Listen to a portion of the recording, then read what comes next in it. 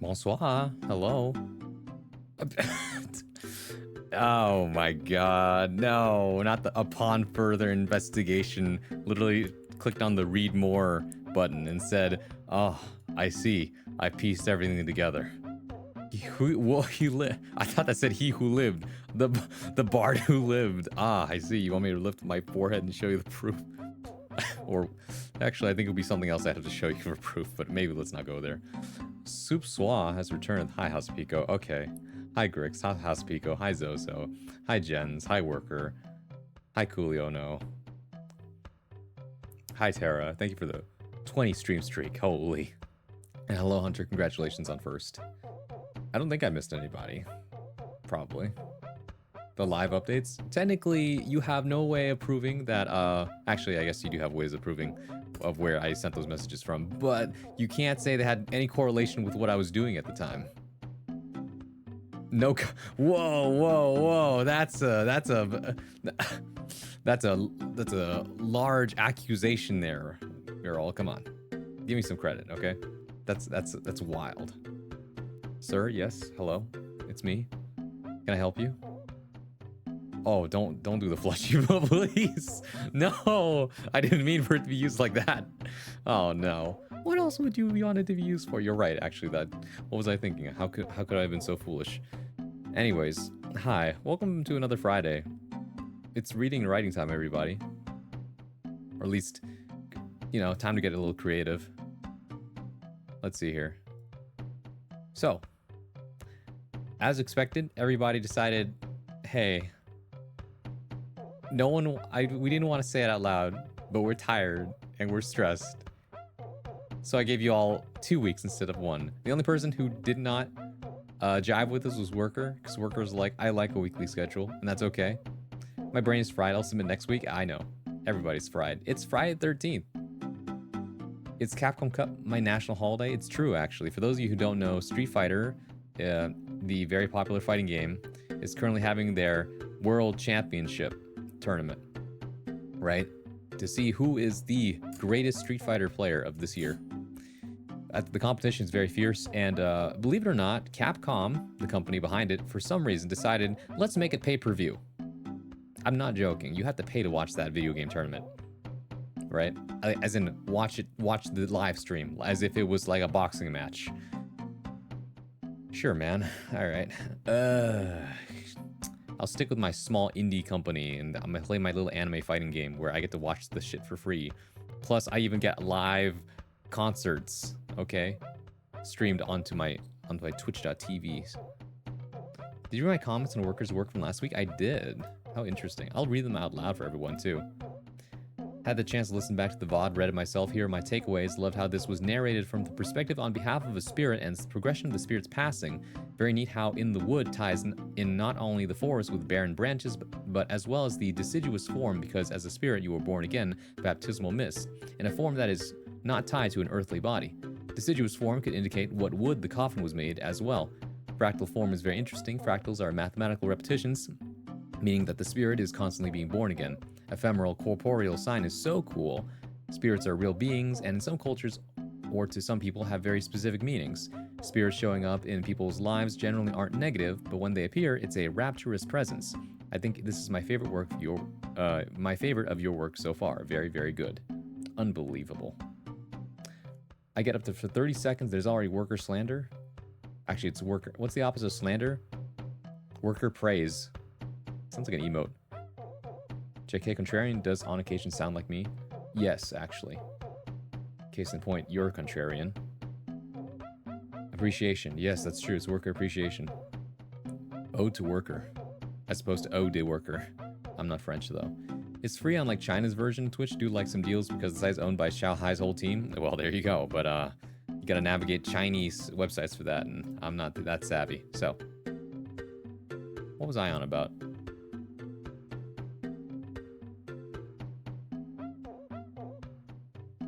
Right.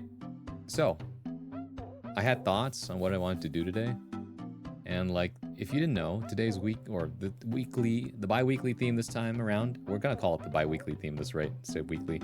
But you know, oh, the worker, but with squiggles over the worker. Worker. So, the theme for these 2 weeks is aliens. Insert the image from 10 years ago of the guy with the very funny hair on the History Channel going, aliens. It just might be aliens, etc. Bi-weekly, true. Have you guys ever gotten a little fed up about that wording in English? How bi-weekly can mean twice a week, but also mean every 2 weeks. Right? Shush worker. I got some ideas of my story. I imagine so. Yes, that's Gorgio. Excuse me, who? The aliens guy. Thank you. I never got to watch the History Channel because it wasn't in my, it wasn't included in my TV plan at the time, back when Dish Satellite was the TV provider of choice. What was it called back then? DirecTV? You know, you hook the satellite up to the roof of your house and then just hope that the wire connects. Around the same time when like internet was through dial-up tone. If someone in your family was using the phone at the same time, you could not use the internet. Damn, brutal. I like weekly. I'm not saying it's aliens, but it might be aliens. I never watched TV before getting my laptop. I mean, you know, a lot of people who are in the younger bracket of audience members probably don't have this experience because TV by your age was dead when you were growing up, right? Probably the most people will remember is watching public television's not advertisements, but TV shows for educational purposes, right? Growing up, I think, what were the shows that were popular for a while? The Cat in the Hat was a TV show. The Krat Brothers were a TV show. That was the animated version of the Krat Brothers after they did their other show, which was Zoboomafoo, which was their live action show when they were much younger. Nowadays, they're too old for that, but yeah.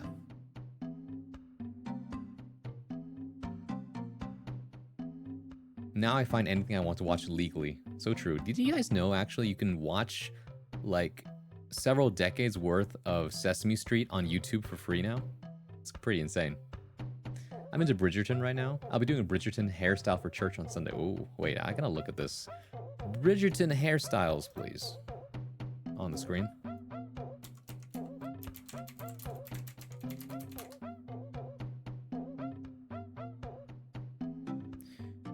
But let me just get this straight. Is your hair color black, Brixt? Just a guess.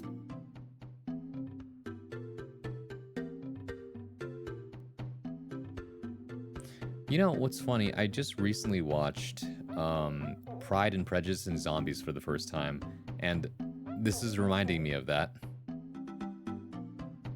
Half brown, half black. Wait, how does that work?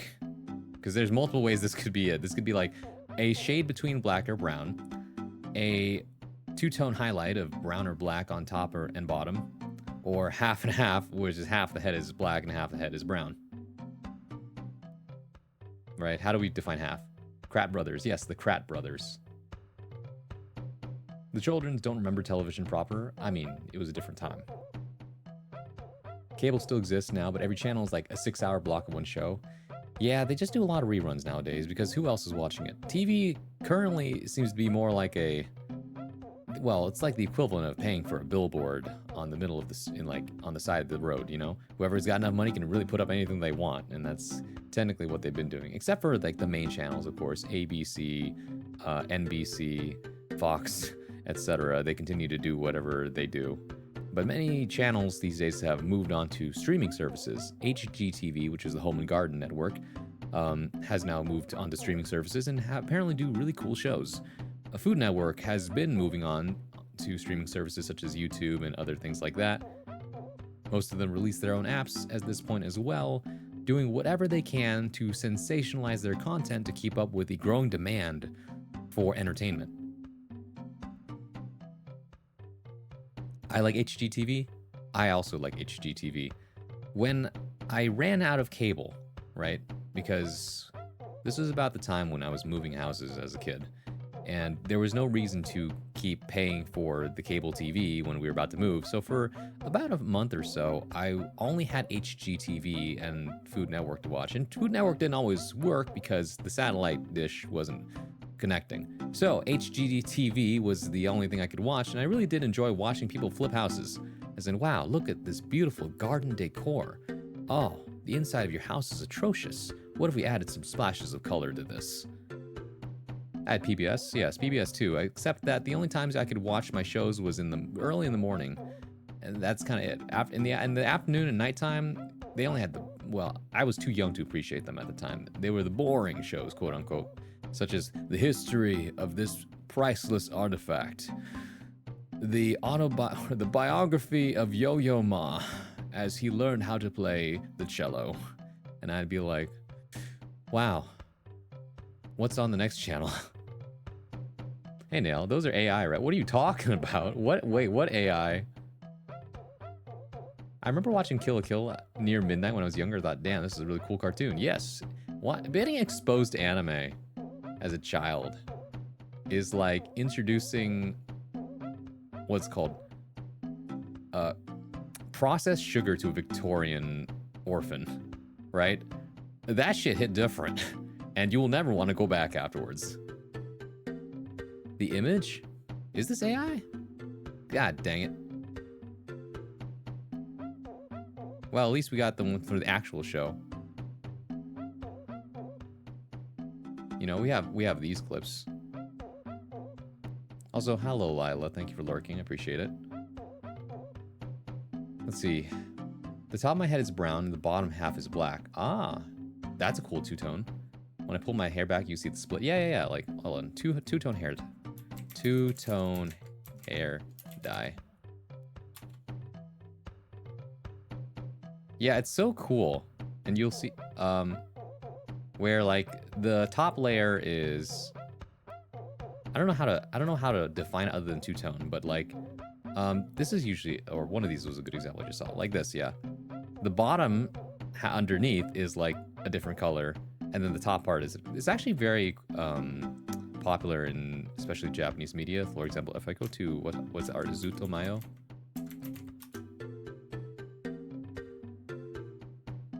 Yeah, like this is a good example of cartoon style two-tone hair, right? The inside, the underside of the hair that you can see underneath is like bright pink, but the outside on top is purple. It's two-tone, yeah. Hey, X-Digital. If you went back in time to the medieval Victorian era and threw McDonald's Sprite at them, would their skin melt? Or am I tripping? No, they wouldn't melt. Like, come on. These kids were doing jobs like chimney sweeps. They were dying from other things already. Something like processed sugar from soda is just sticky and is not going to kill them. It would make them very confused, though. I didn't get into anime until my half-brother showed me the first season of SAO. My condolences. Then again, I'll be honest with you, I think the first 4 episodes of SAO is where it peaked. Everything after that was a slow descent into madness and the fandoms of evolution. You can filter them out the top of the AI images. Oh, cool. Let's see here. Oh, I see. Do not show. Hide them. So we go back here and we say hide. This was not AI, actually, because I already said hide AI images. Although this looks AI as fuck, though. I'm not gonna lie to you. Yeah, this looks AI as fuck. Damn it. I just can't have nice things. It's okay, we have this image of actual people here to help us out. If you gave a caveman a Dorito, he'd probably get OT after like a minute. Okay, what does OT mean in this context? Just to make sure. I was tuned out for a sec, so I don't know how it got here, but two-tone hair bang. So true. Some folks really pull it off. I agree. It's so pretty. I agree. Thought about doing brown and navy blue underneath instead. I love black more. I think a natural two-tone color has a nice finish to it, I have to say. But there is something to be said about like the more highlighty colors. Both are nice. Depends on who you are, though. I know I don't think I could ever pull off certain hairstyles.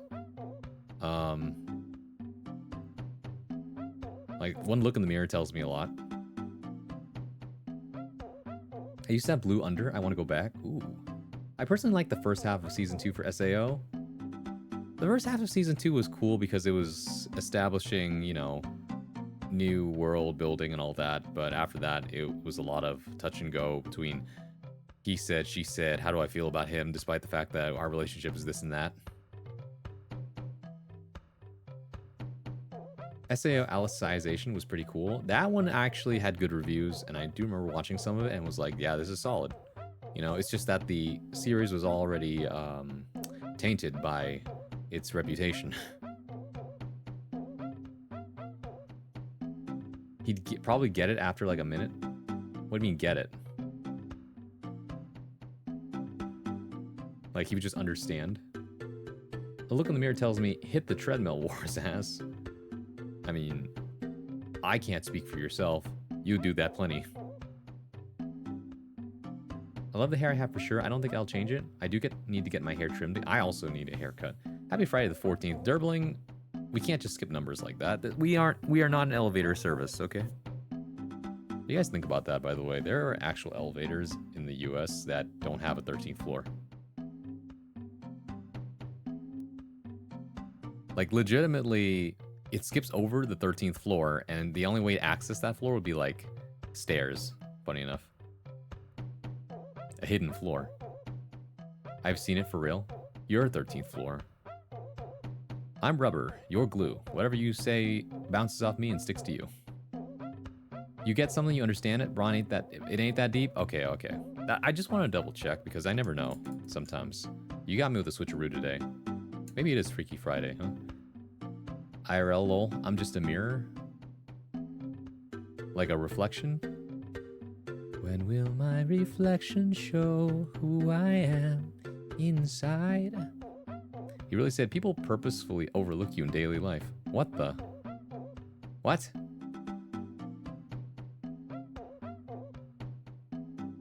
I see how it is. Hey Ari, what's up? That's my VTuber sibling. I'm allowed to shout out people.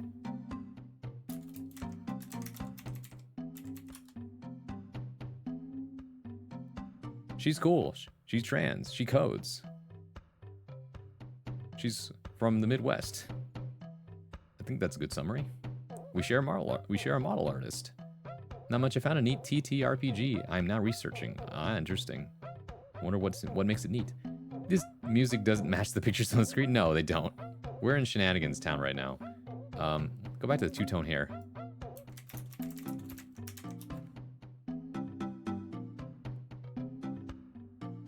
Maybe not.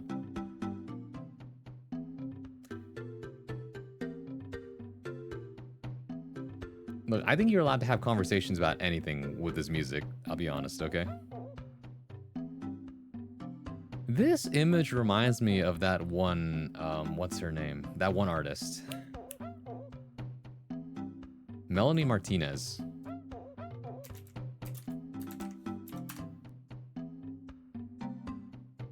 Because she was on The Voice back when it was first airing. And I remember her hairstyle stood out a lot because one time she had a literal bow tie as her hair. I think she's still relevant, from what I understand. Tabletop RPG. Code Sheesh, you give lessons? Not me. Goofy music's true. Here, I'll give you something smoother then. I'll give you something smoother, okay? Let's see here. This might work.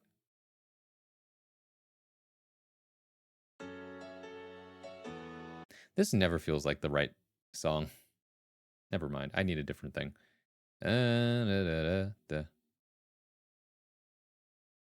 Here, I'll play a classic.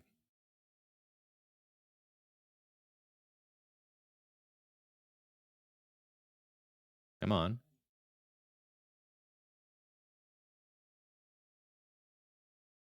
Based on Homestuck. Oh, the tabletop RPG is based on Homestuck. All right, who did their time in Homestuck? I read the whole thing. Did not interact with the fandom at all. Said this was cool, and then I moved on.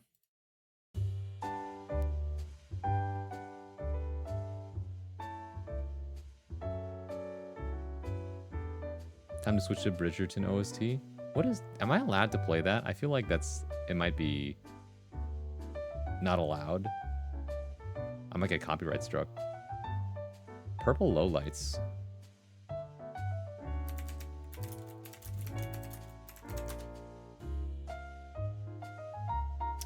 That's interesting. I wanted her hair so bad as a kid. Her bow tie was iconic. I agree, it was. My bang's done in purple like Rogue's white streak. Ooh, I like that idea. High kinds? High kings. Let's call this research for writing, okay? I don't think this is the high kings we were looking for, but that's cool that they exist. K Flay, Marina Diamonds had a similar thing going on. Marina Diamonds is such a fun band to listen to. Thought about doing the bleached money piece, but I don't want to ruin the fucking my... what is a bleached money piece? Fever, thank you for the 80 stream streak. First to 80 on right. Oh my goodness, you might be my biggest fan.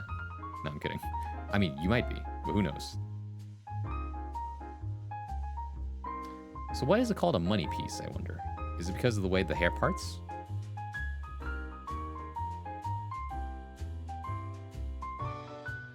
I dodged Homestuck. Good for you. I reread all of Homestuck this last week. It's okay. It doesn't actually take that long if you skip through most of the dialogue. But it's fun revisiting it and seeing how dumb all the characters can be. Bridgerton OST would probably just be adult noises. Oh my... I survived being on Tumblr during peak Homestuck years and avoided because of the fandom. That's fair. I mean, there were different periods of Tumblr for those who were on it, right? I wasn't on it, but I heard about them. Like, Supernatural was a big one, as along with, like, Sherlock at the time. So I think people called it Super Wholock. Doctor Who was another big thing, right? People go back and forth in this. And then there was an era of, like, talking about Twilight, things like that. Different fandoms come and go. No, that's it. They're an Irish group. Oh, wow, really? Cool. Hold on. Oh, yeah, but no. I did not know about this. They look cool.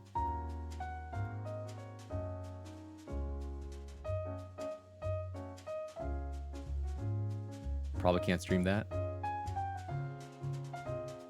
Stop. Music was pretty good, but I dropped Homestuck fairly on. I think that was most impressed by the Flash animations, honestly. I've never watched the show because it's all that. No, that's it there. Oh, okay, never mind. Anyways, I just saw the High Kings in concert last night. Ooh. Okay, we're gonna make ambient noise here. Guys, actually, I have the perfect ambient noise. It's called Wind in the Trees.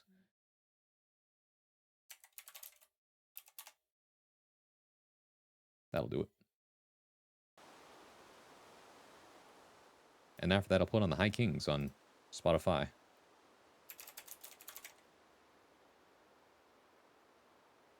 Let's see. Oh, I already have them liked. It's so funny to me how many times I like a song and then I never look into the artist. But hey, here's Irish Pub Song. Actually, no, I liked Rocky Road to Dublin.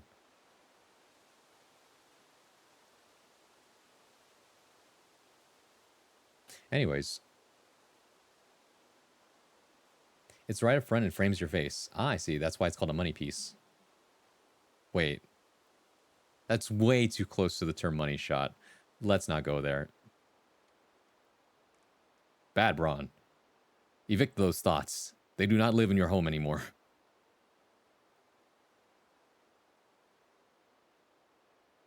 I'm tired today, guys. Eject them if you will. I'm sorry. No, you aren't. Ever seen a dialogue tag? That's just like, no, don't do it, comma, close quotation, he ejaculated.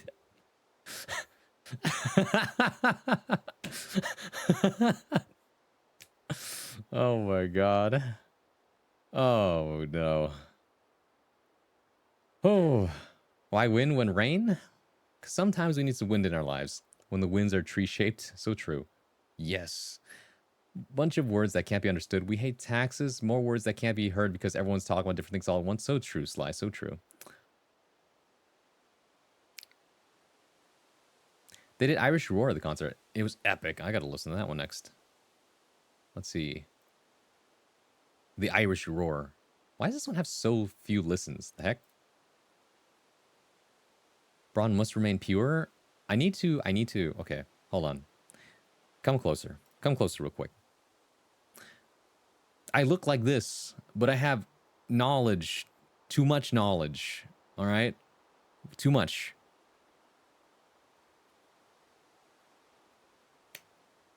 I'm innocent?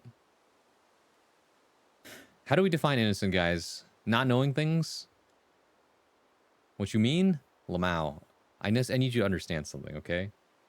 I lost my poor virgin eyes and ears much earlier. That being said, I am still technically experienceless. That being said, though, I do know things. All right, I wasn't born yesterday. What is it? My friend always used to say, I was born at night, but it wasn't last night. Unranked? Don't say it like that. We don't have casual stuff here. We have competitive, apparently. Anyways, I'm knowledgeable, okay? The reason why I don't give off that vibe is because I don't talk about it at all. Because there's hardly a time to ever to talk about it, and it's never a really good point to bring it up. And even then, like, when we talk about it, we have to be adults about it, all right? We can't just giggle and say funny words like pee-pee poo-poo. I mean, we could, but never mind. It's brand new. They just released it. Oh, that's why. Well, now we gotta listen to Irish Roar.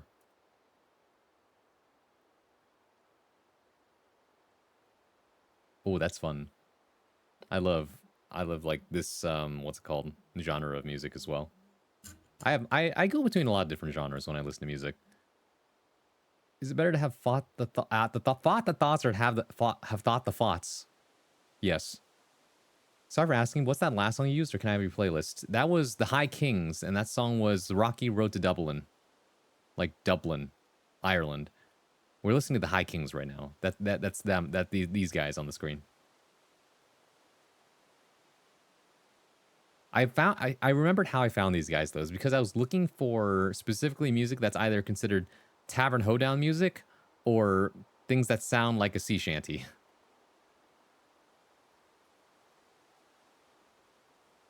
It's fun to dance to this music.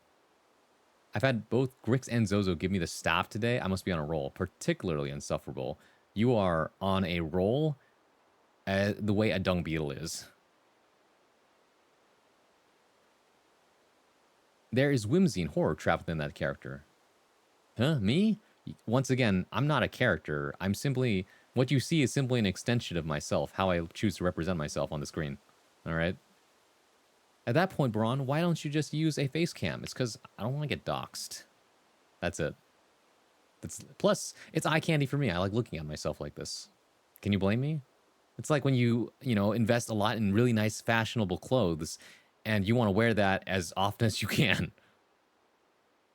Sometimes you just catch me off guard. My bad. Like, why would you know that? Why wouldn't I know that? Bronze, hop on rank with me. We can run duo. Given the context of what we just talked about. Also, Sly, thank you for the 40 stream streak. I appreciate it. He said PP. I did say PP.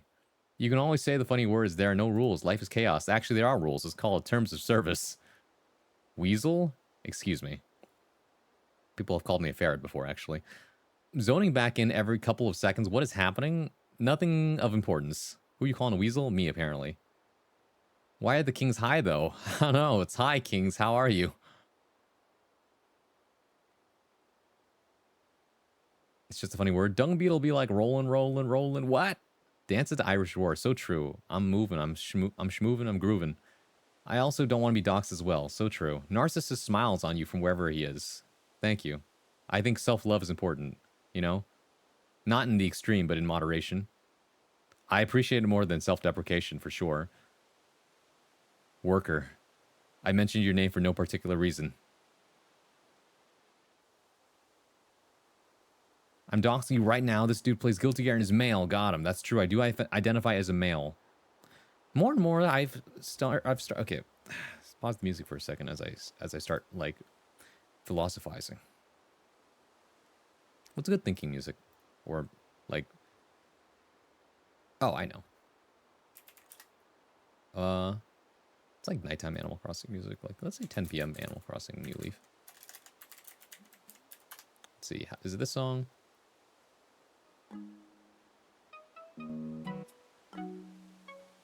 Yeah, it's good enough for me. Who called you a ferret? Asshole? No, you don't have the full context. I was playing a game that had nothing but anthropomorphic animals in it, running a kingdom. And one of the paintings in the castle that we visited had a costume that looked a lot like mine, with a cloak and a hat. And that was a ferret. And people were like, Braun, you look like a ferret. That's you. You're a ferret. And I'm like, okay. Randomly brought up. You think about me? I'm thinking about you. That was in fact the joke. Thanks, Fever. I too picked that up and then put it back down. I feel most people who choose to be a VTuber just don't want to show their face, whether it be because they don't want to be recognized in public or other reasons. And to be honest, that's perfectly fine. Yeah, exactly. Right? It's not always because we're trying to bait people into liking us. That's not how it is. I thought someone was calling you a ferret to be mean. No. It's ferretly obvious it's you. Thanks, Nail. A match for Leon Kennedy himself with the one-liners. Others are like, I want to be a VTuber because it sounds cool. Exactly. There are many reasons to become a VTuber. It's not for everybody, but for those who enjoy it, you know. My advice for anyone who wants to get into this, you have to understand what exactly is a VTuber first, right? For some, it's streaming with extra steps. For others, it's just being an anime person on the internet. And there's a lot of different ways to be that, such as just hanging out on Discord, making a Twitter and doing nothing but tweet all day, and or making YouTube videos, right? Things like that. And people have been doing it for a very long time. People have even argued that the annoying orange on YouTube was a prototype VTuber back then, right? An avatar that represents a character or yourself, whatever works, right? Things like that. And there are multiple reasons why people do this. So I guess that's the first thing, right? Number one, think about what exactly you're doing as a VTuber. And number two, don't get caught up in all the drama, right? Sometimes things get clicky because people act like it's still high school. Honestly, do your thing. If you meet people who are friendly, that you are particularly interested in and show respect to you as well, I think that's good. I think that's naturally how you create friends, how you create communities, and how you just get together and just do things, you know? It's fun. Braun's the VTuber, Ronsoir VT is the flesh tuber. Hold on now, what the? Like, I don't know. I've had thoughts lately about how I need to kickstart my writing career. Do that, and to do that, I need to create a presence on my IRL side of things. So I wouldn't be surprised if at some point there happens to be a YouTube channel where you hear somebody who sounds a lot like me. If you do, I'm sure it'll be a complete coincidence. There is no way you would be able to make the connection, of course. No way. Also, some rando hello. Welcome back. Good to see you. That's so real. This isn't a character. You don't look in the mirror and realize that the person you are most of the day is nothing but a persona masked lack of identity you actually have underneath. You have mental stability? Yes, actually. I do not lack stimulation at any point or any form of way. In fact, like, imagining violence is too vivid for me, right? And to the point where I don't want to imagine bodily self-harm of myself or others, for that matter, right? Way too stressful. What made you want to start VTubing? This is a good question. Let me tell. It's story time, guys. It's story time. Actually, you know what? We should go over here. To the just chatting section. Oh, I forgot we were on the move instead of fade, but that's okay. That means I could go ahead and do this. Oh, I didn't realize I could do that. Okay, hold on a second. That means I could do something like this. Bada bing. Bada boom. Got it. Ding ding. Okay, sweet. Put it like that. After that, put this here. Put that there. And put it back here, like that. And then after that, press this button here. Oh, that's the wrong button. Shoot. Put it back. Okay. It was this button. Yeah, there we go. Like, I have a just chatting screen. I should use this, right? And also you guys can see in the background behind me, that it is reading and writing in the background, okay? So that there's no confusion. In fact, I can even put that old, like, what's it called? Oh, that's right. Some of you weren't here when I finished my weekly prompt last week because it took me 8 hours. Well, not 8, I streamed for 8 hours and I finished this at the very end. Some of you haven't heard it yet. Everything in the background behind me here. I wrote a short story. Excuse me. You mean XXXXYYYY? Yeah, I love that writer. Excuse me? Not a single way. No, of course not. Bar Dude Man minus 5 million subs. No. Birth story. Okay. When I was a young man, I popped out of my... Sorry. Okay. So, reading and or writing. Yes. But let me tell you a story, which is also part of writing and reading, right? I'm reading aloud to you my thoughts. Had to pop out and show... Show what? Welcome to the show. No. Okay, listen. Why did I become a VTuber, right? The year is 2020. It's the onset of the pandemic. It's a Kendrick bar. You're right, I forgot about that. The year is 2020. It's the Hey, hi, Storm. Vampire Ghost Storm. Good to see you. You're just in time for story time. The sky? What? No, listen. The year is 2020. All right. I just came out of my master's program, and we're all stuck at home. I'm so tired. I understand. It's okay. Cozy up. Grab a drink. I'm gonna tell a story. Okay. It's 2020. I just graduated from my master's degree, and we're all stuck at home because of the pandemic. We're not allowed to go anywhere, and that's okay because I have nowhere to go because I'm unemployed. So what happens? I hang out on the internet as I look for jobs that can be done online, right? You just came out? No.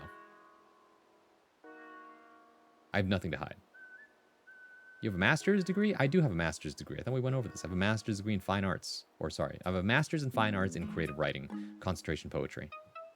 I am an accredited poet, essentially. Munching on that drink, huh?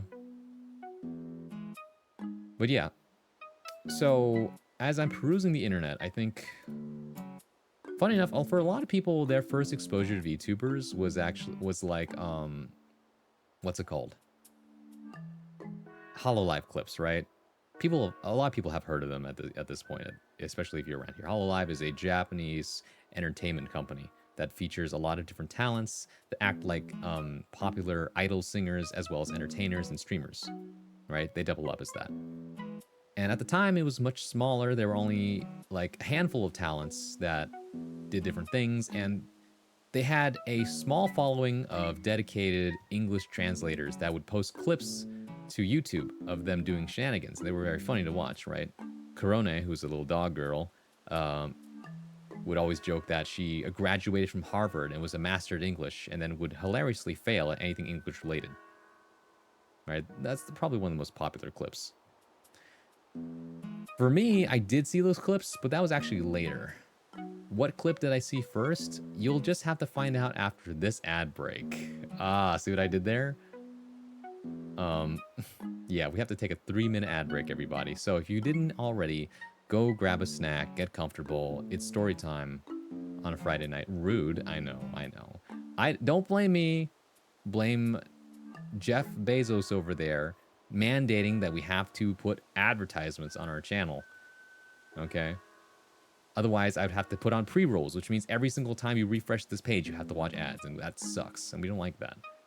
Heck, Bezos, I know. I'll grab a drink. I guess I'll stay hydrated, Baka. Ron's English and communication skills is maxed out. So true. I have a high charisma stat at this point. Unintentionally, of course. If you insist, I do. Go get something. Where do we ask questions? In chat. I have a sub. That's true, you do. But yeah, we'll be right back after these messages, okay? We'll you know. I'll see you in a little bit, all right?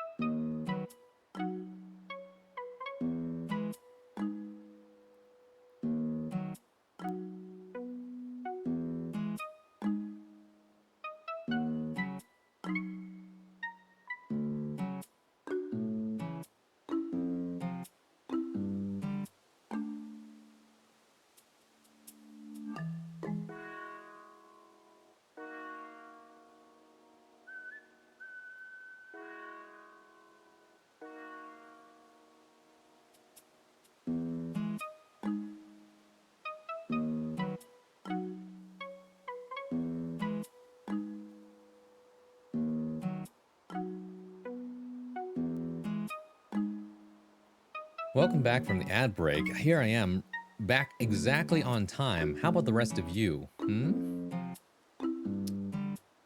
his first call? Why am I being gaslit into my own origin story? Since when was I ever a K-pop idol? First off, I don't even speak Korean. I'll be late? Oh, I'm sorry to hear that. Welcome back. Thank you, Cooley. I hate the fact that this sentence is very true and I don't know why. Yeah, because you said watermelons are cool. Exactly. Temperature-wise, they would be after you take them out of the fridge. Back just in time. Let's go. Congratulations. All right. I'm gonna, give it a second. What else do you... I feel like I responded to all your messages. Can't believe I was accused of lies and slander by Rando. How are you gonna... Okay, you've lost face in this interaction, by the way. I'm just saying, I'm here. Where are you? I don't know. You accused me of not being back in 30 minutes. Also, Una Blue is also in my chat. That's my other VTuber sibling, actually. Hold on. Yeah. She's very cool. Quite the singer, by the way. She's probably gonna hate me for this or something like that, or she'll deny it. I don't know what it is. What did you just say? Shh. Oh my god, let me flatter you, alright? You'll learn how to take compliments like a champ. I'm on a plane to Ireland. Do tell. That's actually quite... Wait, how are you getting... Does the plane have Wi-Fi? I'm not lying. I'm not saying you are. I'm saying, does the plane have Wi-Fi? Is that how you're able to watch my stream right now? Hello, that's what I said? Yeah, I know. What is hello in... Annyeong. Annyeong, Brawny. Annyeong is hello in Korean. I only know like a few words. 감사합니다 is thank you. And sarang is apparently like love, love, love, or something like that. I'm extra behind. Oh, my plane has Wi-Fi. Oh, I see.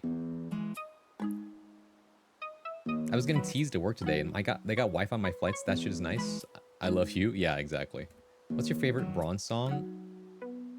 Sorry, what do you mean by Bronze song? Do you mean like a Braun original? That's... Oh, are you saying like if I spoke Korean? Where are you getting this from? What the hell are you doing? Well, what do you mean you're speaking Korean right now? Stop trying to gaslight me. I taught you better than that. The factory must grow with Enfield. Keep going. Keep making that satisfactory. Anyways. Oh, right. Okay, first off, yeah, Una's very cool. She sings really well, even if she doesn't always agree with that, apparently. But to my musically trained ears, for those of you who don't know, I was in an a cappella group for 5 years of my life. I got pretty good ears at this point. I'd like to think. Even if sometimes I don't always hear things. He's my bias? What the? The idol doesn't know he's an idol? Undercover idol. No. I really want to learn Korean, but I can't commit to self-teaching. Korean is actually one of the easiest languages to learn because so much of the vocabulary is made up of like a very small pool of like alphabet words. That being said, my problem with Korean is that I have a hard time pronouncing a lot of the words. Like I cannot say like the O sounds, for example. I don't know why.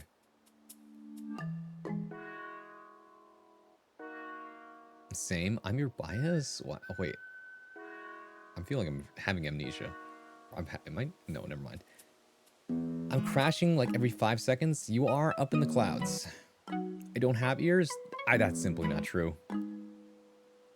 Otherwise, how would you be listening? How do you know what I'm saying right now? Oh, wait, I forgot. There's captions on the screen. I did do that. Shoutouts to my people who don't listen.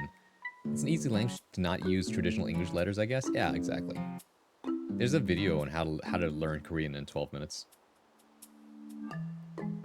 Every streamer and content creator gotta get gaslit someday. Apparently your day is today. It's not the first time nor the last, Sly. Easiest languages to learn. Okay, now who's gaslighting? I'm serious. It is actually one of the easiest languages to learn. My brother picked it up. I just couldn't because I have trouble pronouncing the letters. Bilingual? I'm kind of bilingual, yeah. I'm kind of embarrassed that I don't know any Korean despite being half. I do know French though. That's okay. Funny enough, that's at least now I know at least 2 half Koreans in my chat, which is really funny when that like what a funny coincidence. But shout outs to the Korean viewers. Love you guys. You know, whether that's from Korea or half Korean or Korean but born somewhere else. You know, haven't studied it in 5 years and I still know the alphabet. Love their alphabet. Right, exactly. I taught myself it. I mean, you taught yourself a lot of things. Oh, that's what my train of thought. I was gonna say to Una that, by the way, I learned just for fun the other day after you were done doing your thing, I learned what's called the male duet part of, what is that? Need You Now by Lady A. You know, they used to be called Lady Antebellum, but there was a whole thing about that during the Me Too movement. Or not Me Too, it was the whole thing that happened featuring, well, I don't want to get too political, but Floyd Mayweather is the name, and so a lot of people reevaluated their stances on things and said, Lady Antebellum is comes from really racist roots from the South, so we should probably do something about that. So they went to being Lady A. Well, there were actually some problems with that as well because there was a jazz singer who was already named Lady A, and so there was some dispute over who could keep what name, etc. with advertising and marketing. The point is, now the band's named Lady A, and so, the song, yes, the song. So it's, the one that goes like, no, I'll just skip to the pre-chorus. And I wonder if I ever lost to me. Hi, Gamba. It's 1:15. I'm a little lost and I need you now. That's the one. The male the male harmony of that is, it's 1:15. I'm a little lost and I need you now. Said I wouldn't call, but I lost all control and I need you now. And I don't wait. Because the main part is, and I don't know how I could do without. I just need you now. And the guy part is, and I don't know how I could do without. Oh yeah, and I don't know how I could do without. I just need you now. Harmonies are so fun to do. If you have not had the chance to do a harmony with someone, when you lock in, it's so cool. It's so cool, right? I don't hardly have any. I don't have any more words than that.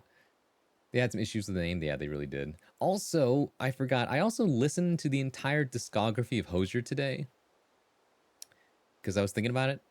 How the only songs I'd listened to recently that I could remember was like obviously Take Me to Church, right? Take me to church, I'll worship like a dog at the shrine of your lies, etc.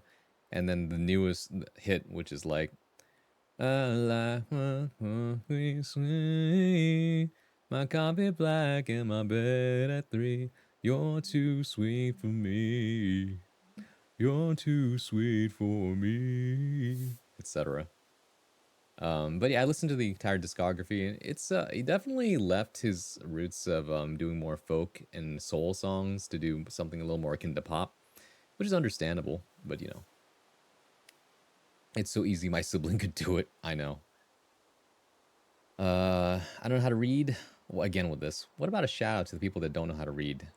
I feel like people should know how to read. Nice try. Thanks for that, Storm.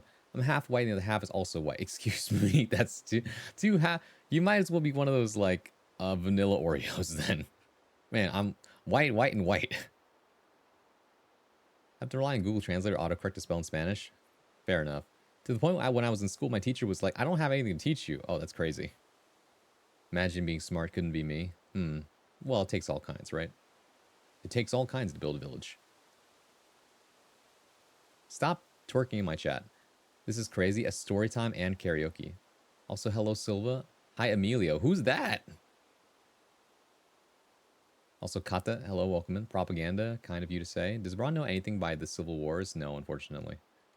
Harmony. I can barely hold a note, Singy boy. Okay, sure enough. You ever just cry from joy? Maybe it's happened a couple times. Too Sweet is one of my faves. It's a fun one. Who farted? Murdoch, hello. I'm only human after all. I'm only human after all. Don't put the blame on me. That's a different song. Different artist too. Are the Canadian Midwestern? Hozier? No, Hozier. Funny enough, I think he might be European because I was listening to his latest album and there's some very Irish pronunciations in there, or Scottish, one of those. It's, you know, it's very like European way of pronouncing things. You got me? Whoops. Hozier, not Hoosier. Hoziers. No one listens to the never mind. Not Hooters. Did someone say? Oh my god! Stop twerking in my chat. Are we Bronze Village? In a way, yes. We are a small community of people. I want you to understand, fitting over 20 people in a room is actually quite the accomplishment. Okay. Me using too much of that one plan I need. Oh, hi officers. Hi, how are you? We love Murdoch. We do love Murdoch in here. I should really listen to Take Me to Church again now that I've deconstructed. It's a good song, but it has very little to do with church, I think. I mean, there's some like biblical allusions in there, kind of. I always hated the song when I was a Christian. Fair enough, but that's because to anyone who isn't Christian, it doesn't resonate in the same way, I guess. We do, of course. Who else has seen season 2 of One Piece live action? Hooters? Not Hooters, but I need to show you guys a scene actually from the One Piece live action. It was circulating. And I thought it was so good. Reasons to watch the One Piece live action on Netflix. Let me go get it real quick. There it is. Copy the link, and I have to move myself. So excuse me 1 second. Not that. There we go. Where's my... Here we go.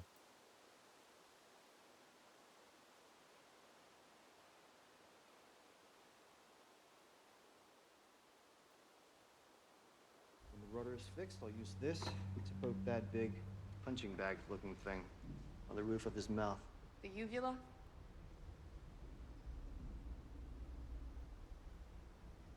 So it's a girl whale. When the rudder... This dude was born to play Zoro. I swear to God. They really played up his like how much of an airhead he is. If you don't know who Zoro is, in the show One Piece, they are off to form a pirate crew and become king of the pirates. Zoro is the first mate. He is a master swordsman, basically. He's also an airhead who constantly gets lost because he has no sense of direction. If you tell him go left, he will start running right for some reason. That's how bad it is. And in this case, in the Netflix adaptation, they just really played up how much of an airhead he is, and I love it. When the rudder is fixed, I'll use this to poke that big punching bag looking thing on the roof of his mouth. The uvula?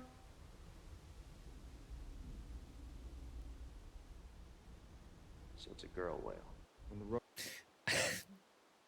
There's also one other thing I should show you, which is that this also circulated in my feed today. It was so cool. It's all the current actors for the live action paired up with the actors or the voice actors in Japanese. So I'm gonna find the all blue. that's Sanji the chef. You. So cool. I'm gonna be king of the pirates. That's Luffy. 俺は海賊王. Man, good voice actors are incredible. I'm gonna be the world's greatest swordsman. That's Zoro when his hair's not green. 俺は大剣豪. Very famous voice actors right here. I'm gonna draw a map of the world. 私は世界地図を描くために Oh my god. I am gonna become a brave warrior of the sea. That's Usopp, the marksman. It's also the scary cat of the crew. 行くぞ。ご覧ください。 So cool. So cool. Voice actors are pretty good. I know, right? Like, not only is their delivery something that's insane to me, but also their projection. The way they're able to just, like, become a whole different person the moment they open their mouth. Insane. Anyways, you can't read what's on the screen. That's okay. Right? Hold on a second. I'm back over here now. Let me catch up with the chat.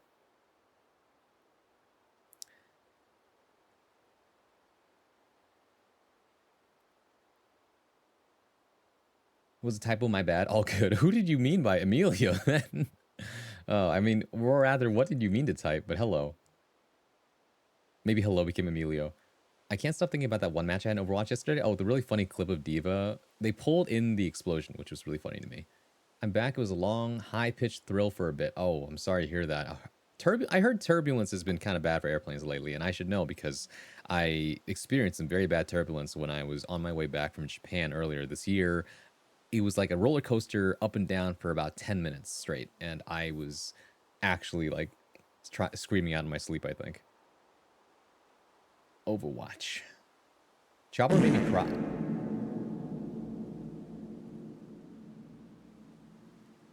Thanks, Hospico.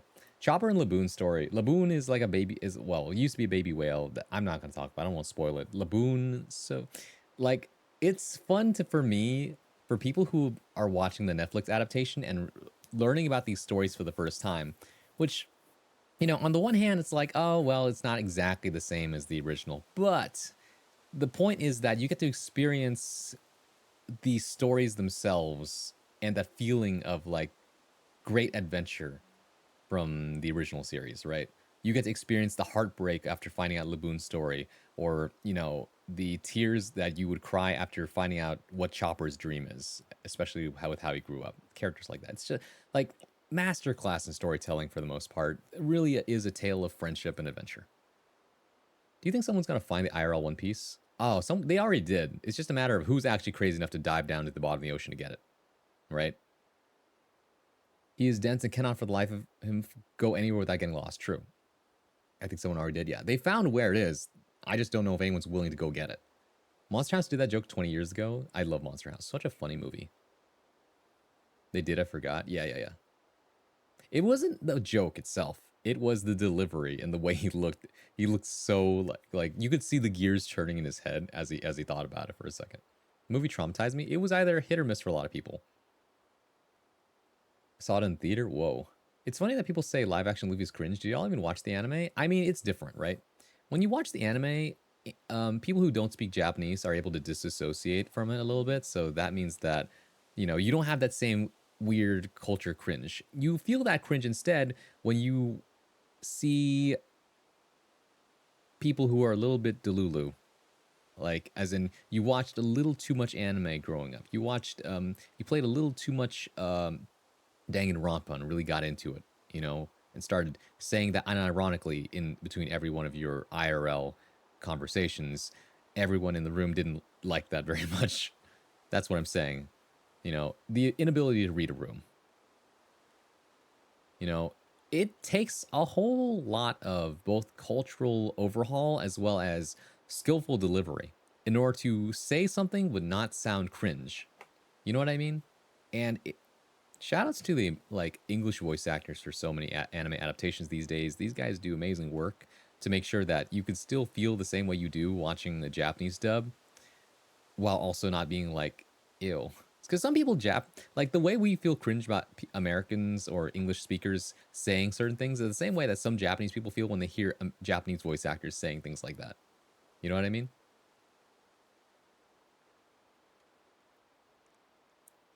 Voice actors pretty good. Yeah, Usopp has never been so casted so perfectly. It's pretty great, isn't it? For real. Bron, how do you sleep on a plane?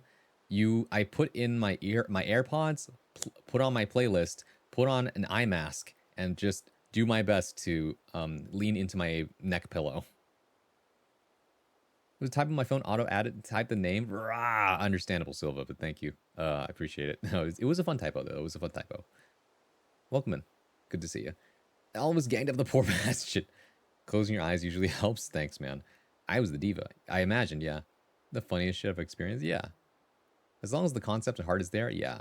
My phone's keyboard has been low-key ass lately. I don't know why it added that name. I can't even lie. That's true. Sometimes it would just be like doing things. That's why I always double check before I type things. At least I try to. The live action has the benefit of having to just make the story better like it wasn't written week by week. That's true. Oda is literally helping with the live action. I'm also trying to catch up with the anime. It's going to take a while. Oh, yeah. Actually, if you're going to catch up on the anime, I recommend this resource called One Pace. Also, Chess, welcome in. Thank you for picking up your daily coin. One Pace is basically a cut down version of the early events of the anime that people put together for the sake of your sanity and time, because there's a lot of filler.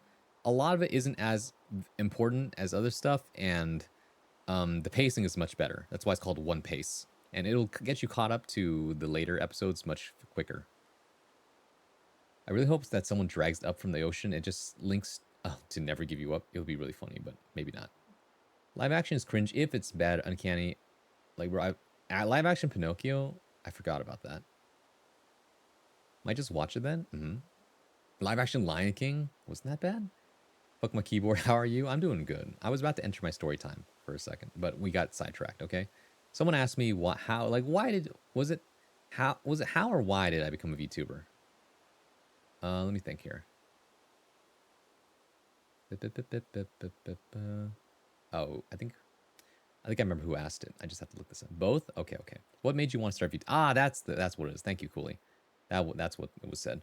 So conflicted about One Piece, but because I keep seeing people just say to watch all. Do what works for you. That's what I say. Hello, Chess. Good to see you. Okay, I need the music back for this. 11 p.m. maybe?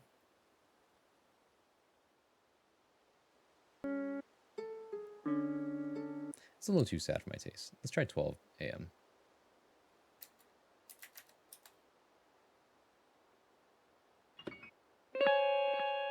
Not quite.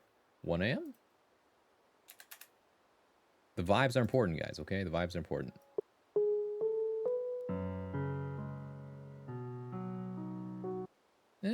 Almost, but not quite. No. 3 a.m.? That's good. Okay. Yes, 3 a.m. 3 a.m. is a good one. Also, Genmu, hello. You're just in time for my story. Okay, I kept you guys waiting long enough. We spent 22 minutes getting off track. But let me catch it with chat. Live action cringe is like the same as 3E anime weirdly. Yeah, it's true. Live action Lion King literally had zero charm and emotions because of the realistic lines. Fair enough. Hoseki no Kuni will forever be one of my favorite 3E animes. It's so good. I need to watch it. Realistic animals, right? Are you playing the Stardew music? Actually, it's 3 a.m. from Animal Crossing New Leaf. I love New Leaf. It had such a great soundtrack. Which 3D animes to watch that did 3D right? The Lupin the Third movie did it really well.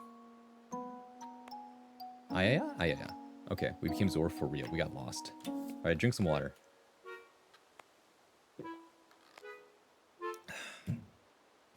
I love Animal Crossing. I'm such a fake fan. Alright.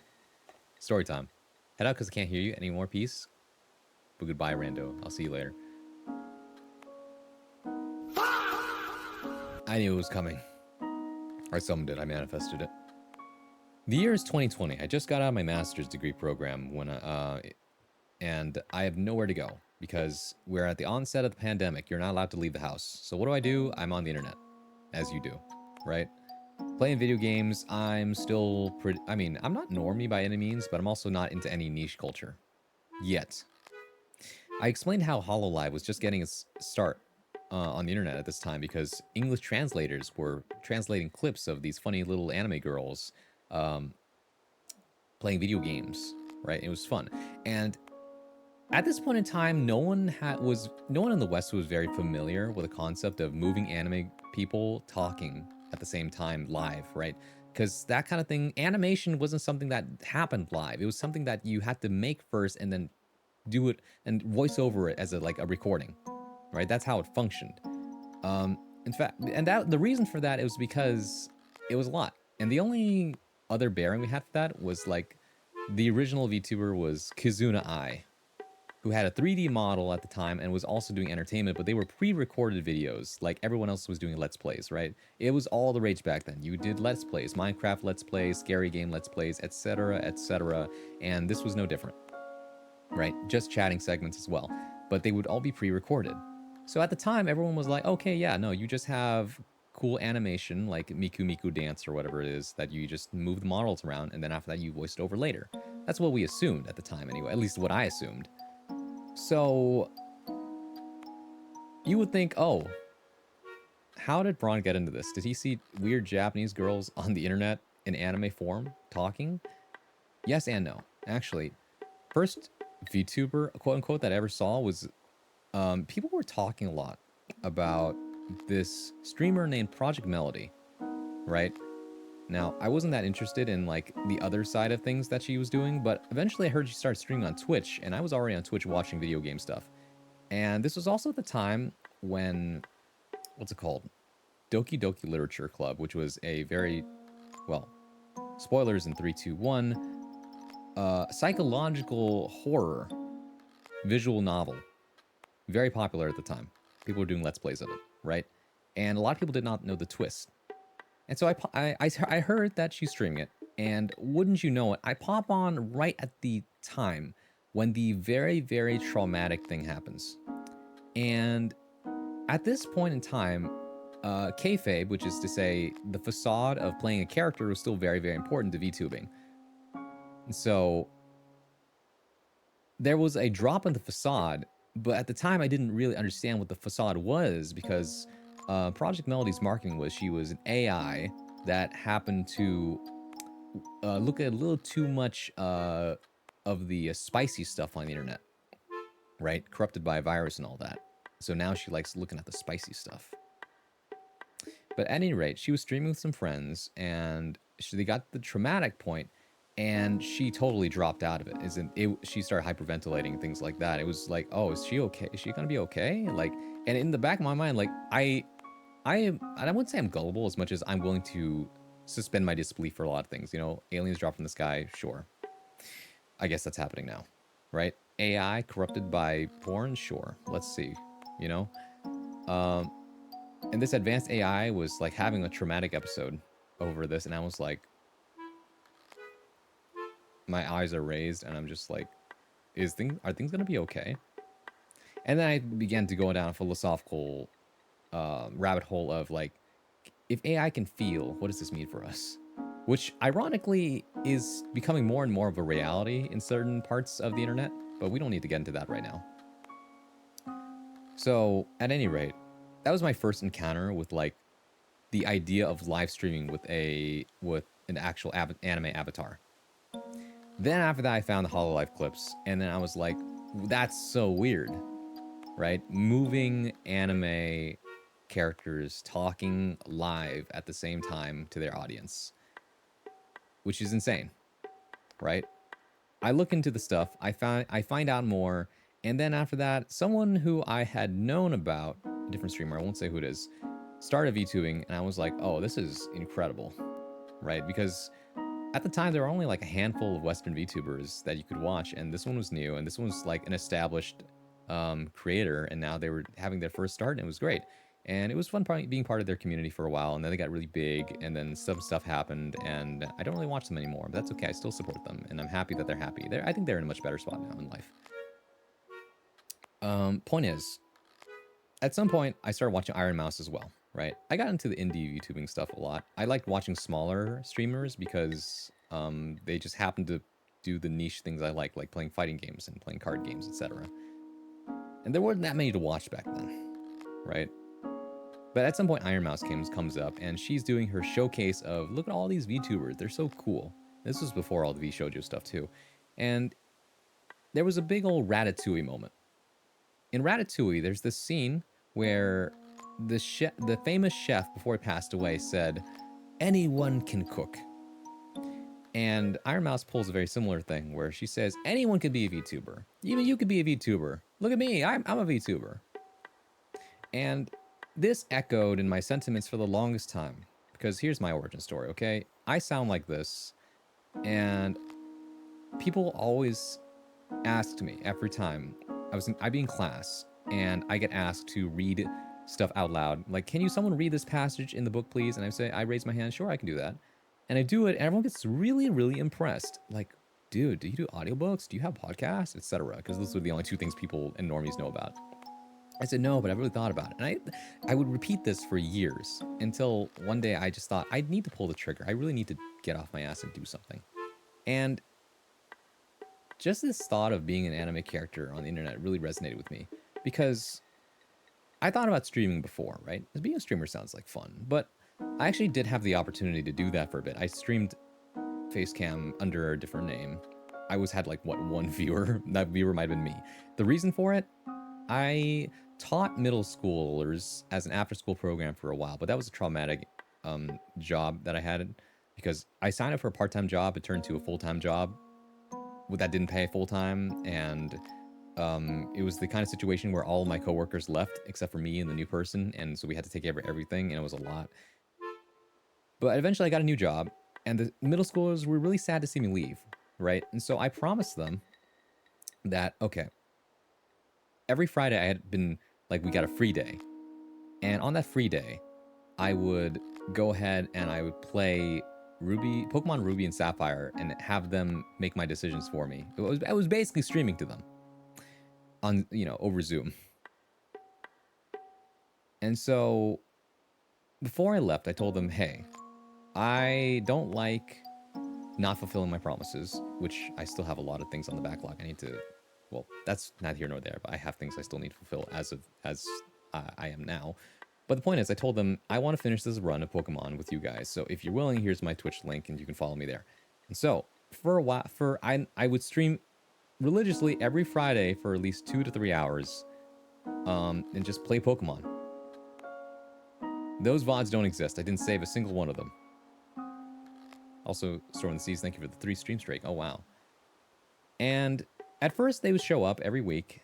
And after about maybe a month or two, no one would show up anymore. And I understood that. They were middle schoolers. They don't have that kind of dedication, right? And so it was a lot of practice for me just understanding what it's like to stream as like a small person who doesn't do anything.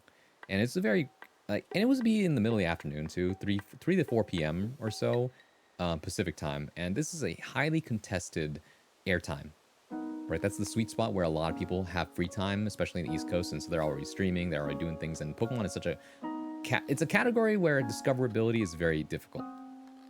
So anyways, I basically streamed it with 0 to 1 viewer all the time. That one viewer probably was me. And the other thing I discovered about streaming at that point is that I didn't like face cam streaming because I would always be so self-conscious about how I looked, right? Because I would look at my face and be like, am I making the right expression? Am I emoting correctly? Things like that. Because sometimes it's so easy to just be deadpan face.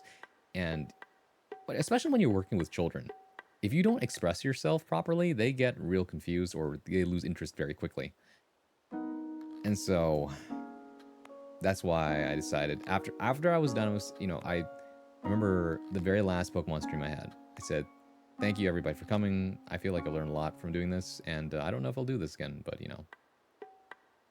After that, I didn't stream for, wow, maybe a long time. I just watched VTubers for a while. And something kept building up in me where, like, I wanted to stream, but I also really, really liked the idea of VTubing because it felt more like being myself than if I were just face cam. Because I have more control over how I look like this than if I were to just have a face cam stream up. So that's that plus not being able to get doxxed, pretty good. Pretty good points, right? Anyways, I'm going to get to the next part of the story here in a second. Gotta get back to voice work? Okay, thank you, Shucks. I first started seeing articles about virtual YouTuber, that one Japanese one, right. My introduction was a Kakarugui. I watched some early VTubers watch. Ah, I see. I never knew May's lore. I see. Understandable. 10 out of 10, dude, your voice. Thanks. I'm the Cosmos Dynamo Deadlock. Thank you, Storm. Felt that? Oh my god. Hi, Boops. I'm talking about my origin stories right now. Go eat. Good night, gamers. Good night, Storm. Never put my face out there. Boomer internet habit, I guess. Fair enough. So, I'm talking about my origin stories right now. But yeah, I tried facecam streaming for a while, and eventually all the kids left. They stopped watching me, and I never followed up contact with them. I even tried to make a Discord channel for them to hang out in. That also didn't take off, but once again, if you want to maintain relationships, you have to put the active effort in that, and I just didn't have the spoons for it at the time because so much was going on. The world was going to shit. You couldn't leave your house, and overall, finding work was really tough, right?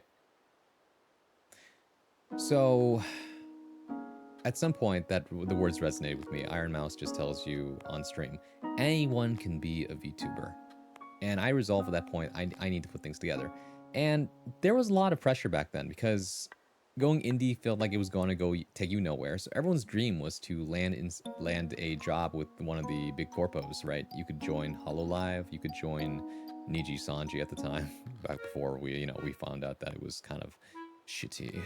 But no, well, no disrespect to anyone still working there, but boy, the horror stories that came out of it in the Fallout were something. So I don't regret just me doing my thing. You know, at the time, also VTubers like Takahata 101, back when they were still active, he said, you know, VTubing is just streaming with extra steps and it's a lot of fun.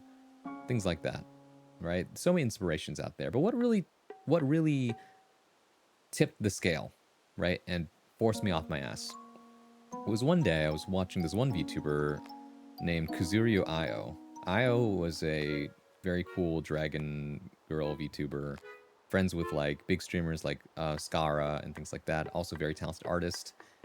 She still streams, by the way. It's just under a different name. But at the time, she was graduating. Graduation means that you were stopping all your activities as a VTuber, as an entertainer. You are going off to do something else. Whether that's because you just don't want to do it anymore, because you're too busy in life, or whatever else, right? You're graduating. And her graduation hit me different because it was such a beautiful scene. Her in that beautiful white dress and the art and the sunset and in the wheat fields, and chat is going a million miles an hour crying, and she's crying too. And here's what went down. She said, "Pinky promise." Actually, I feel like we go back to 11 a.m. Was it 11 a.m.?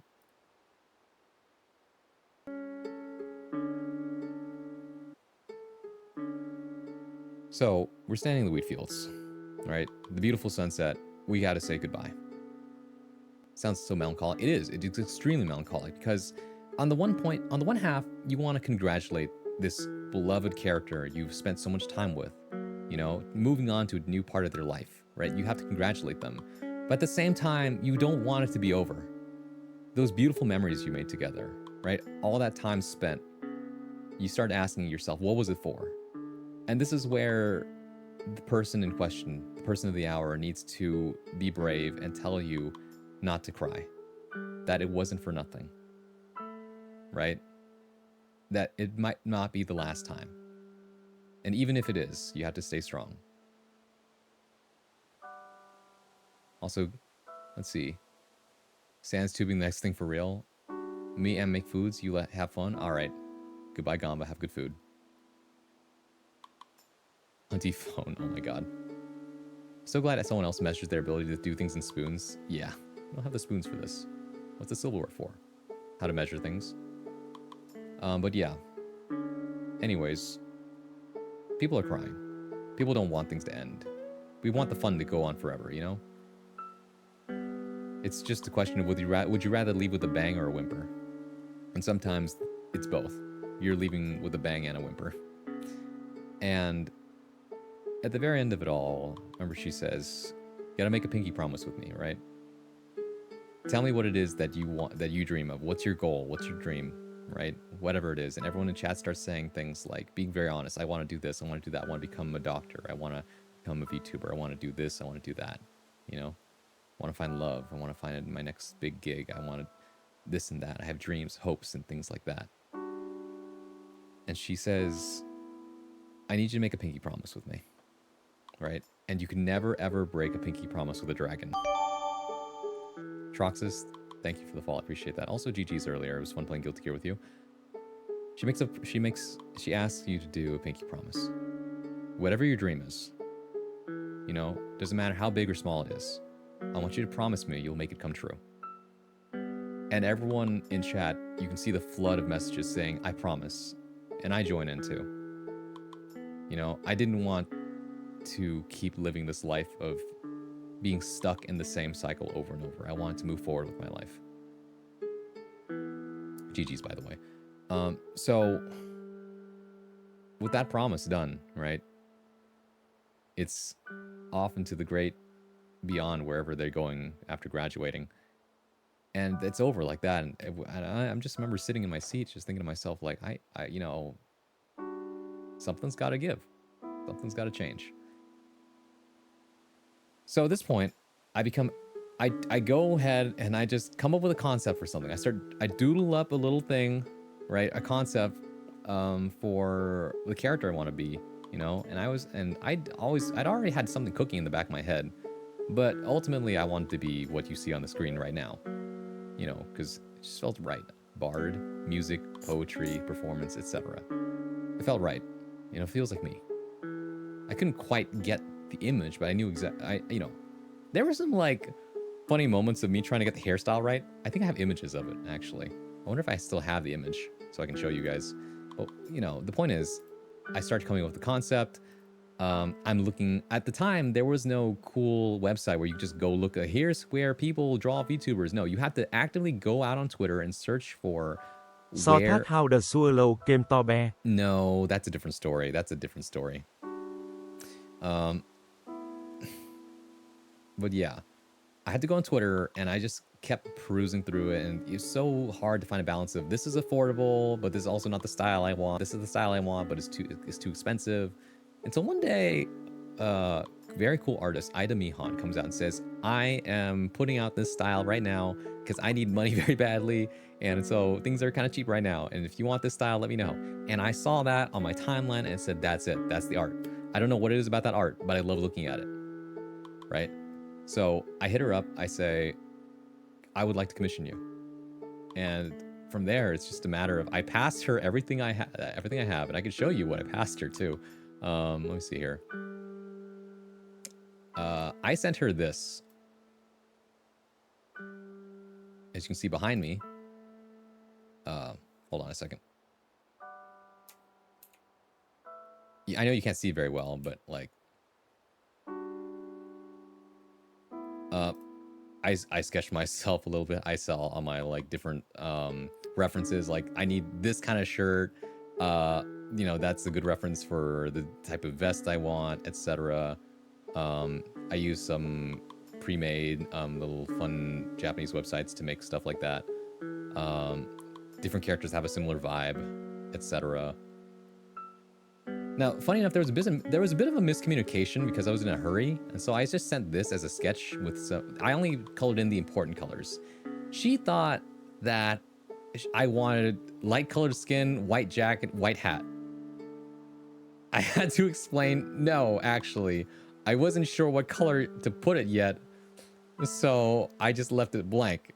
In fact, my skin color is more akin to the potato on the left. Prehistoric brawn, exactly. By the way, you might be wondering, what is the origin of the potato?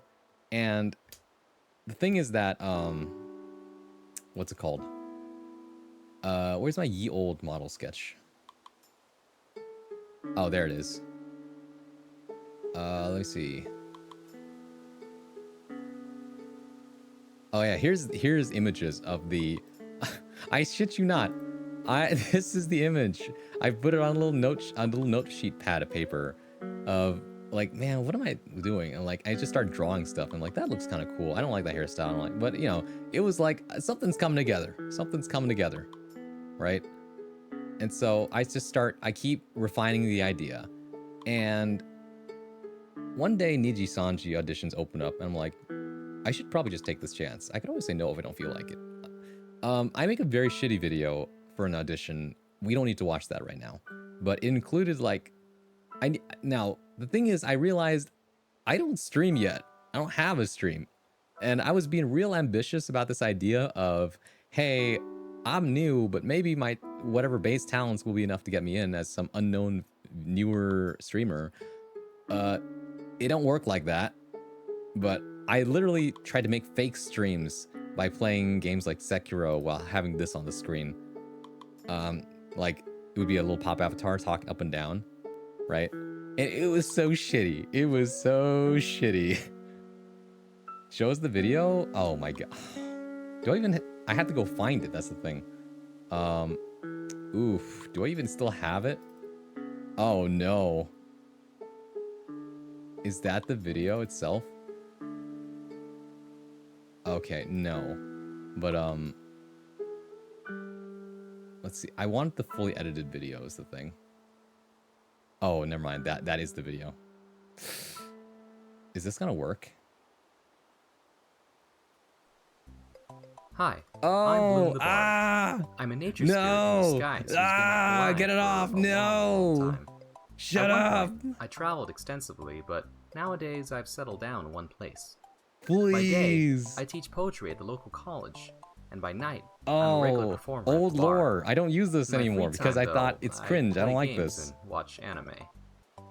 Don't judge, alright?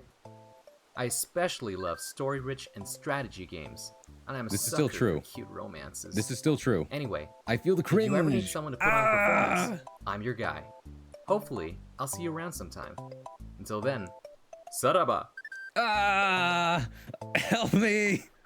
You see, you only This ever is natural though. I kept this. get anywhere if you take a little risk. This is how I realized I can't. You So have what too I much learned of a from this fear of experiment is falling. that You're never gonna get higher to where you want to be. Just, gotta put yourself out there sometimes.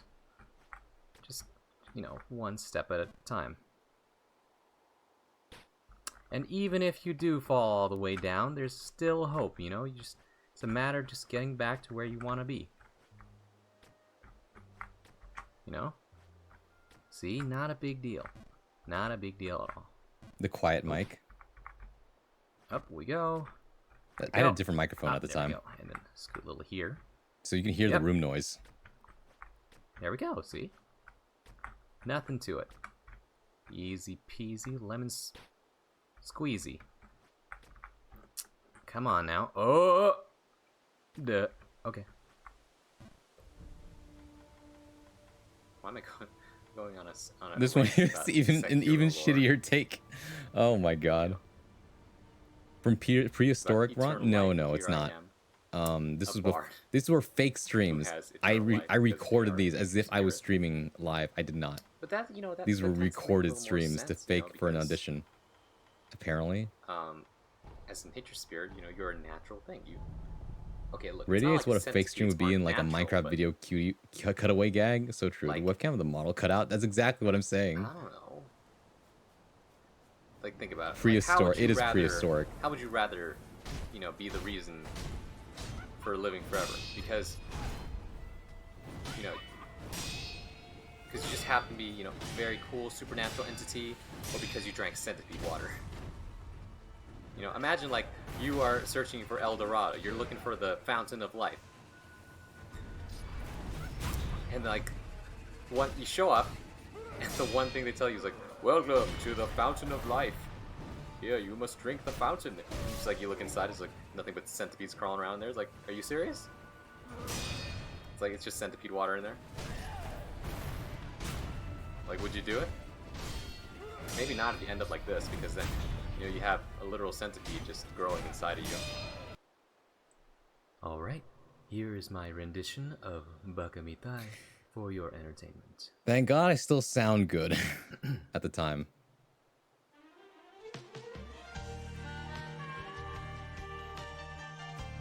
Your dancing man gift was that old? It was from when I first started streaming Guilty Gear, actually.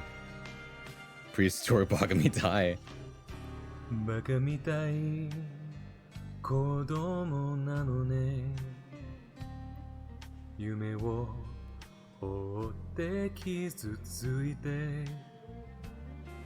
嘘が下手なくせに笑えない笑顔を見せた I love you もろくに言わない口下手でほんまに不器用なのにどうしてさよならは言えたのダメだねダメよ Looks like a moth. ダメなのよ That reminds me. あんたが好きで好きすぎてどれだけ強いお酒でも歪まない思い出がバカみたい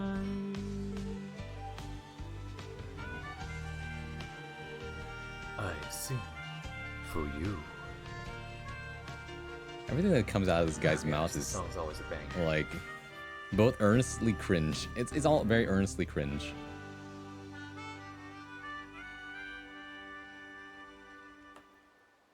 And that was my audition video. It was about 5 minutes long. Okay, that's what I sent into Niji Sanji. No wonder I didn't get picked. Right? I've learned a lot since then. And so from there, I was like, okay, I sent it in, and I was like, okay, I have a Twitter at this point, and I've set up my streaming Twitch, but at the same time, I have nothing. So I was like, what content do I even want to do? And I guess I'll try singing. So I had like a couple impromptu karaoke streams where I literally sang to just myself for like an hour, and then I would end. And that I would do that for like once, maybe every 2 months or something like that, or maybe like it happened 3 times in 3 months. So it wasn't until April. All right, February, March, April rolls around. This is the time when I find Ida Mihan, the artist. Things are starting to lock into place. I find Mihan, I get the commission in, and it's a process of like 4 to 6 months getting everything together, talking and things like that. Okay. And in the meantime, there's an advertisement for this very cool thing called Off-Kai Expo, which is the VTuber convention that's first of its kind, and it's pretty close to where I am, but I had to drive out to it, this thing. And so I said, okay, let's take a risk, right? I wanted to meet these people. I wanted to find these cool panels and tips and just see for myself. And I went by myself, didn't tell anybody else, right? And I just met people there. Funny enough, I met someone I knew from college there, funny enough. But yeah, it was an interesting experience just going there and just being my own person, or like a party of one, I should say. Was it lonely? Not exactly. But at the same time, it was very different. Off-Kai Gen 1, it was Gen 2. It was Gen 1, as in literally Gen 1. It was the first Off-Kai ever. And so it was at a very, very small hotel. So what was I on about? Oh, by the way, Vampire Ghost Storm, you rebel. To your point, by the way, you said I look like a moth. Funny enough, someone actually sent me fan art recently of, because they said, I want to draw you as a furry. I just don't know what kind. And so they took days to nail it down. And actually, they came up with this as the concept. Hunter's going to go crazy for this one, maybe. No way. This was drawn by Soul the Angel. He's a very cool person. Also streams, kind of. Likes to stream cozy games like Minecraft. But he went and drew this for me. I said, well, that's cool.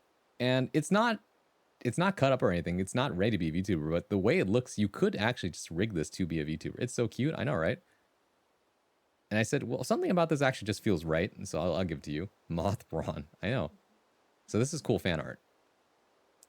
They also drew this other thing, as in trying to be a little more dynamic with it. And like, wow, hello. But I think I definitely like this concept art, though. Something about it just looks right to me. That's cool. The cloak as the wings. Yeah, right. So yeah, I enjoyed this. I'm going to do a chat 5 seconds late to make the bug for Sona. I was a few guesses away from Animal Brawn. From guessing what Animal Brawn could be. Well, I didn't think I'd be a bug, but here we are. But yeah, so that's cool. I should probably finish my story though, huh? Did I forget to show you anything else?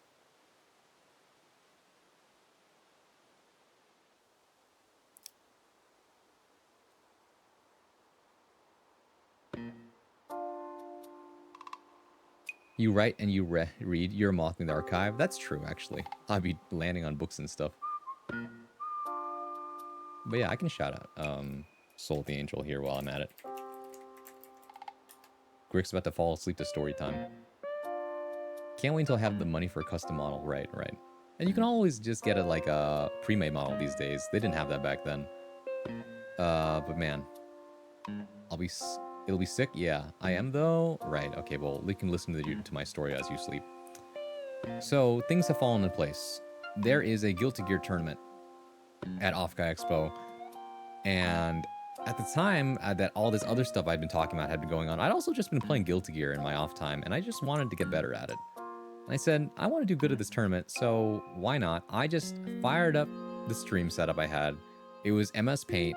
You know what it looks like. It looked like this, basically. Hold on. This was the old overlay, except Flashbang. This was what it looked like.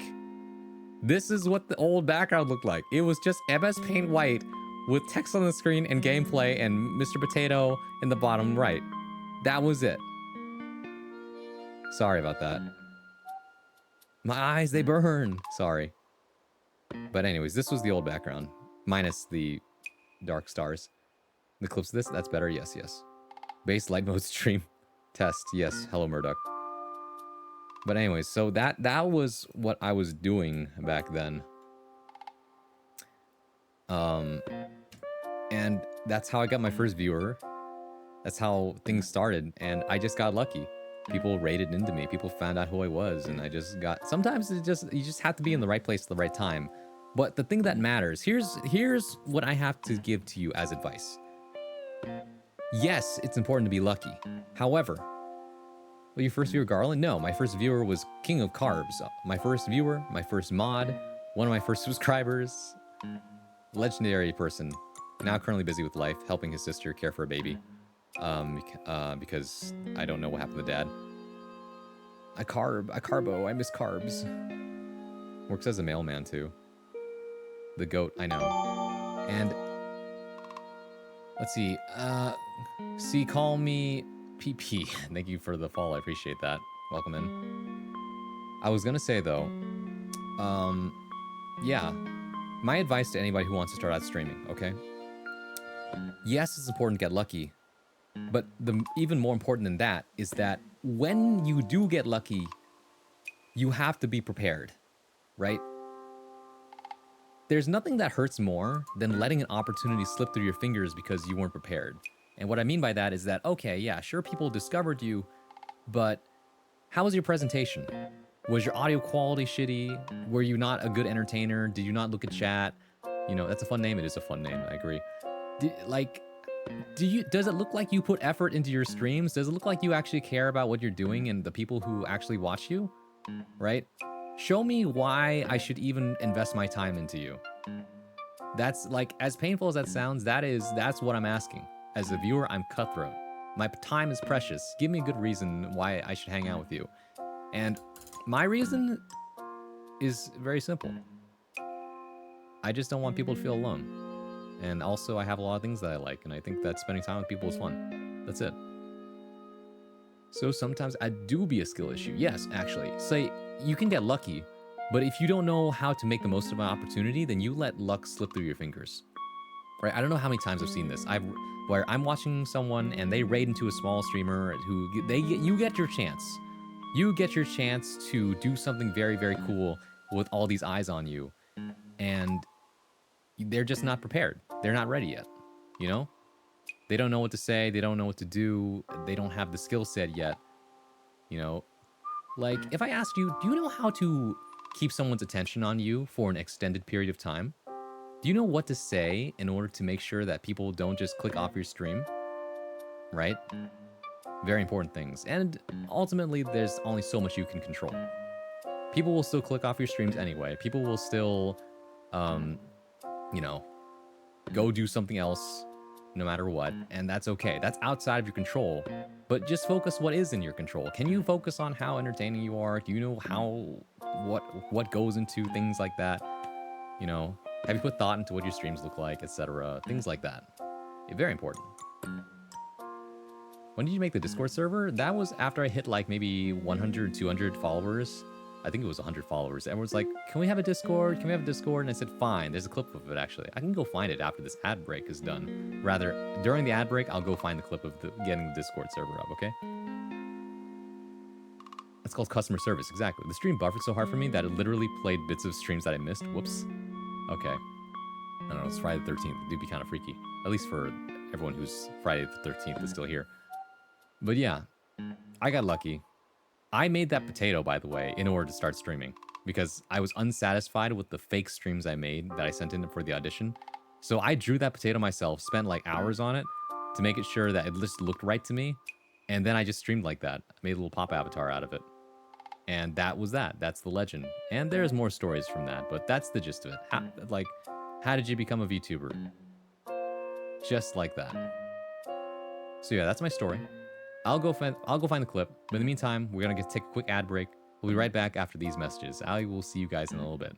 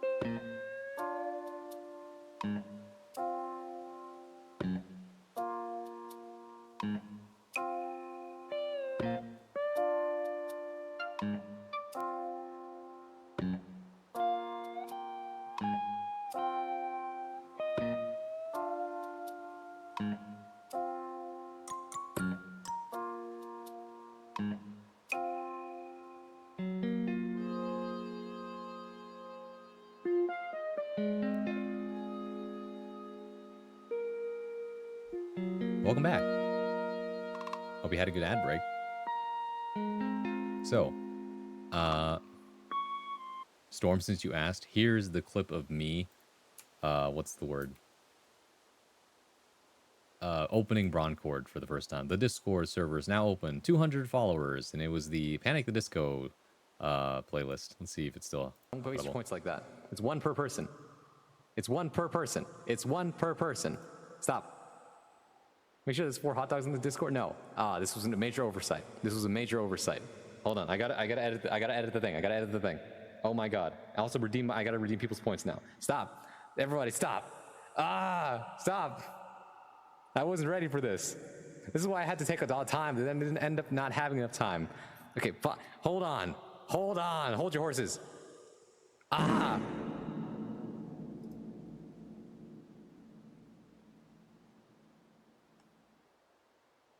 This was a mistake. So yeah, that was the opening of Broncord. As you can see, I totally messed up because you were not supposed to be able to redeem it multiple times in a row. Whoops. Perfect timing just showed up. Hey, what's up, Icarus? Good to see you. Welcome in. Thank you all for absorbing that ad break so I wouldn't have to watch a pre-roll ad. You are all heroes. See, this is why we do it. For people like Icarus, so that they don't have... Like, we suffered so they didn't have to, right? You can just cut straight to the action. So this is what I've learned, right? 3-minute ad is painful, but that's okay. It actually is a good thing because it lets people have a reason to stand up and actually, like, go do healthy human things. So that was fun though. Good times. Sometimes I go back and watch old clips and I get a bit of the bittersweet nostalgia. Because I recognize all the names from those clips and I know who is around and who isn't really around anymore. And well, how do I put this?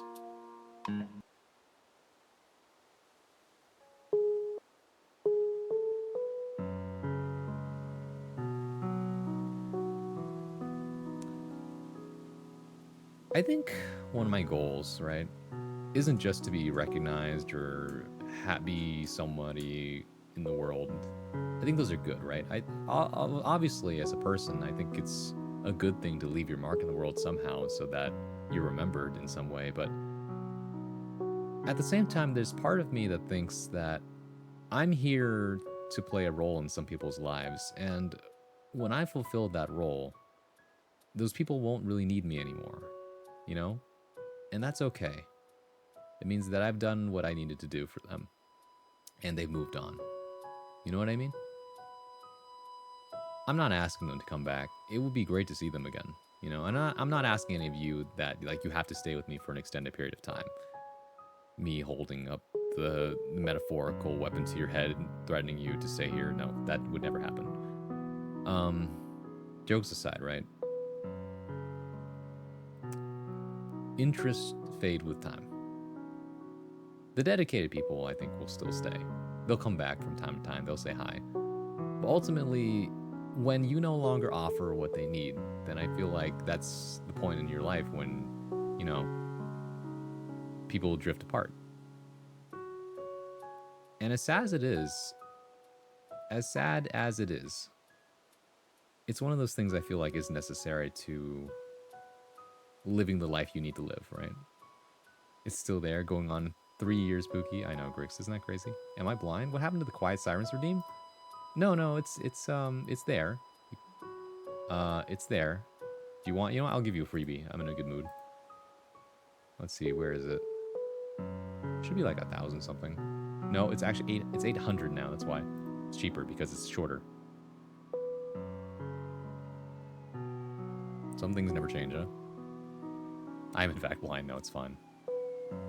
When I was younger, I always thought to myself that I didn't want to change as a person. Not in like, I never wanted to improve, but rather, I wanted to develop a very strong sense of self, even when I was like just a kid in school.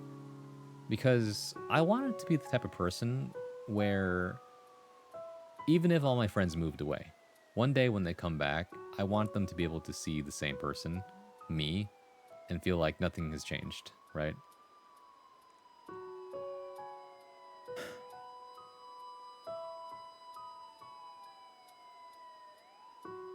Well, oh, whoops. Sorry, stepped a little too far over here.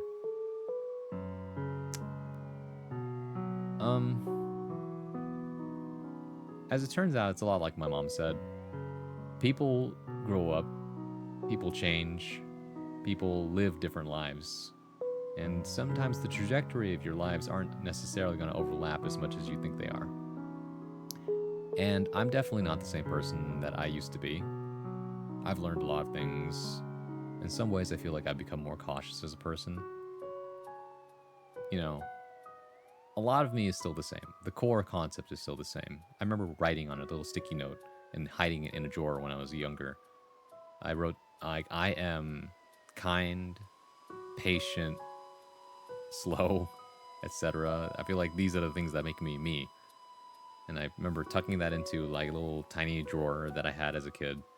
I don't know where it is now, but I still remember the words I wrote on it. And I feel like I tried to live up to those ideals that I held for myself because I felt very much like that's what makes me me. You know, obviously there's things you can improve. You could become more efficient, you could become kinder, you could become more considerate, more aware. And I always strive to do those things, become that better person, right? Become dependable, I guess. And in a lot of ways, I'm still not there yet. But there's a lot of things that I think I have tried and done a lot for. Also, Epic Gender, hello. Where I live, I might not even notice the siren sound is something from stream. Fair enough. I literally read a poem about this time at an open mic. Oh, wow.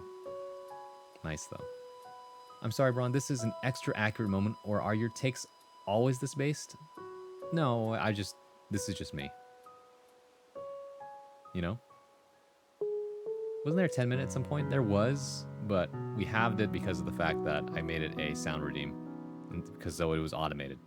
A lot of the time back then it was manual, and so I would just leave it on, and then it would be like half an hour and I totally forgot about it. For real, when is Braun not based? Based in something for sure. Never give up! Thank you very much. Oh, there come the sirens again. The funny thing about the sirens is that they stack. And so, while the sirens are on the stack, every other sound redeem that gets put in there is also on the stack. So they go off one at a time sequentially. It's very funny. But yeah. One of the big reasons why I became an entertainer was simply because I felt like I had a lot to give. And it just felt like... It's that idea that when you have something to give, right? When you have something that can make the world better, why wouldn't you try and put that out into the world, right? Why not try to make the world a better place, if you can? And in some way, I feel like there's a domino effect to it. Even if you can't affect the world in a very powerful way, directly or quickly, sometimes what you do and the things you put out into the world will one day touch somebody who will then go on to do some very important things, right? You might write the next book who inspires the next world leader. You might make friends with somebody who passes on your ideas, your words to somebody who goes on to invent something very, very cool, right? You never know who you'll meet or what you'll do that will one day create that domino effect or that chain of coincidences that will lead to some world event happening. Right? You never really know. The best you can do is the best you can do. But never underestimate the marks that we leave on each other's lives, right? Whether that be for better or for worse. You know?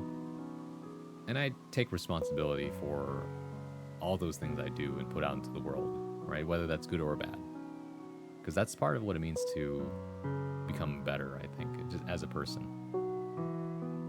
Also, sexually attracted to Pans, welcome back. Good to see you. Hello, how are you?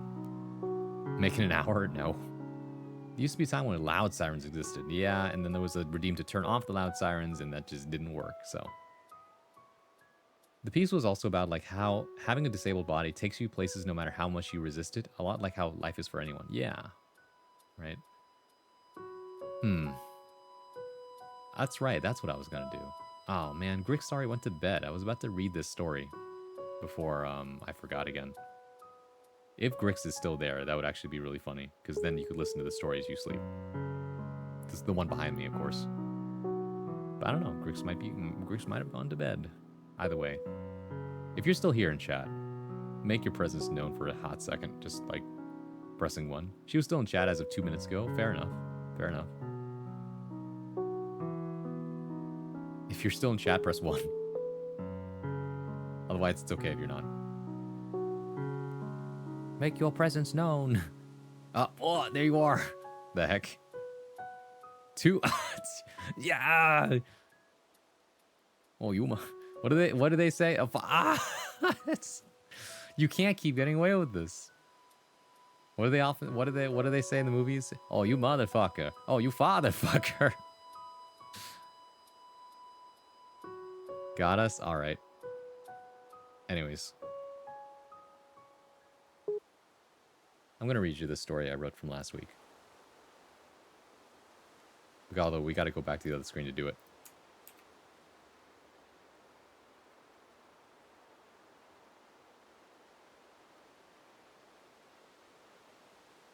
Sleep, huh? I return after my fulfilling meal of my lurk. Alright. Here's the story I wrote from last week. The prompt is rainy days. This is from last week. I left the lights off as I watched the rain come in. The porch dark against the evening gray. Mist poured over the hills, rolling languidly over the countless conifers. There was no sun to be found. The color of slate would be the only comfort allowed during this time. I sat down in a practiced motion, fitting into the mold of my rocking chair. One creak, two creaks. Back and forth I rocked, the sound of rain approaching until it appeared as subtle as thought. I sipped lukewarm ginger tea from a mug the shape of a sad dog. It reminded me of sick days with my mother. She always said the spice would do my body good. I frowned at the taste as much as I did the memory. More to do with how she was always right rather than the actual advice itself. I placed my hands in my lap and leaned forward, feeling the weight of myself on the balls of my feet. The rain was now pelting against the roof in an endless rhythm. I could barely make out the color of trees in the distance. Everything melded together in a curtain of mist and rain. It was the change of pace I had long searched for and now lived by. Yet, it was hardly something I was used to. The mountain air had done me good. But at times I missed the arid climate and relentless sun of home. There were summers that I cursed the sky itself and whoever decided that hot wind should exist as a concept. Sticky tank tops thrown into equally moist laundry baskets before a cold shower. Melting ice clinking in a glass of coconut water. The sound of snoring in a crowded bedroom of family. My childhood was the taste of popsicle sticks and kicked up dust. The sound of thunder drew me out of the past. At this point, any remaining light on the horizon was fading fast. A concentrated sliver of yellow pressed against the mountain peaks like a fingernail under duress. I stood for my seat, taking my mug with me inside. A flick of the switch, and the soft glow of incandescent bulbs illuminated the house, revealing old photos and amateur paintings that lined the walls as I walked to the kitchen. It was a tiny thing, with practically no room for anything other than the essentials. A small table and chair, little cupboards and drawers full of utensils and the like, a sink and dishwasher. Funny enough, the place had not come with a fridge and stove pre-installed. I had to purchase my own versions of the two, settling for a small induction cooker and mini fridge and separate freezer. It wasn't the most convenient setup, but it worked, which is all I could really ask for. I washed the mug and used the dishwasher as a drying rack. A glance at the clock told me it was still early in the evening despite already having had dinner.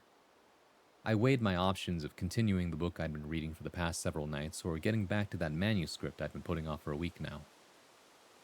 As I mulled over the decision, I found myself pausing at the window before realizing I'd been staring off into space again. The rain was still going strong. Even in the dark, I could hear the patter of droplets splashing against the ground outside. I imagined the buckets of water I'd have to empty out into the gardens later and sighed at the reminder of another chore. You'd think I'd be used to it after being here for so long.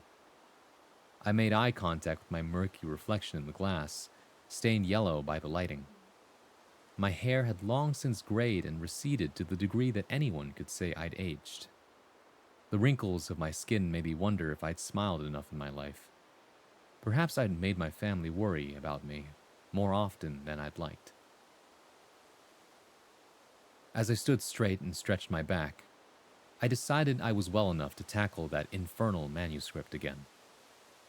I found my laptop waiting for me in the living room, right where I'd left it on the coffee table. Out of habit, my hand grasped for a warm drink, only to stumble into nothing. I grumbled, too lazy to go back to the kitchen, and swung myself onto the trusty L couch, cracking open my gate to a session of blue light and the world beyond the surrounding hills.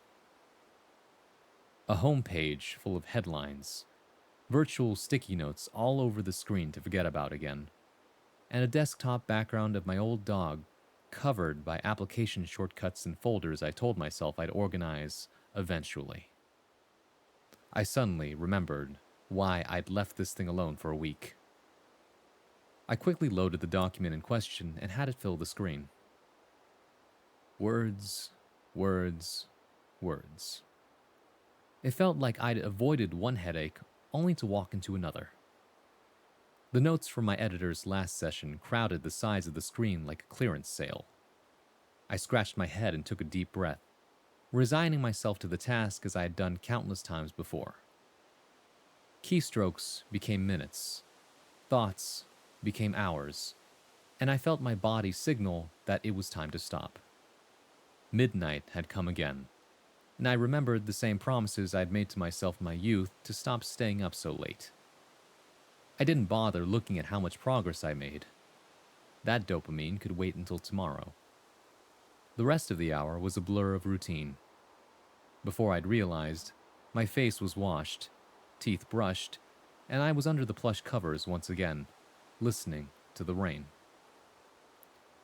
I had such mixed feelings listening to it. It didn't rain often in the place I'd come from, but when it did, I remembered listening to it just like this. The side of my head on my pillow, staring off into the dark of the window, wondering how the moon and stars must look past the dome of clouds. My father had tried to teach me the constellations, but I never did retain the information. Only the location of the North Star had really stuck with me. But I heard that even that wasn't a guarantee these days with the way the universe changes over time. I breathed deeply, again, and rolled my body upright to face the ceiling. On those same rainy days were the days I shared secret small talk with my brother. Hushed whispers as our parents slept heavily and weary.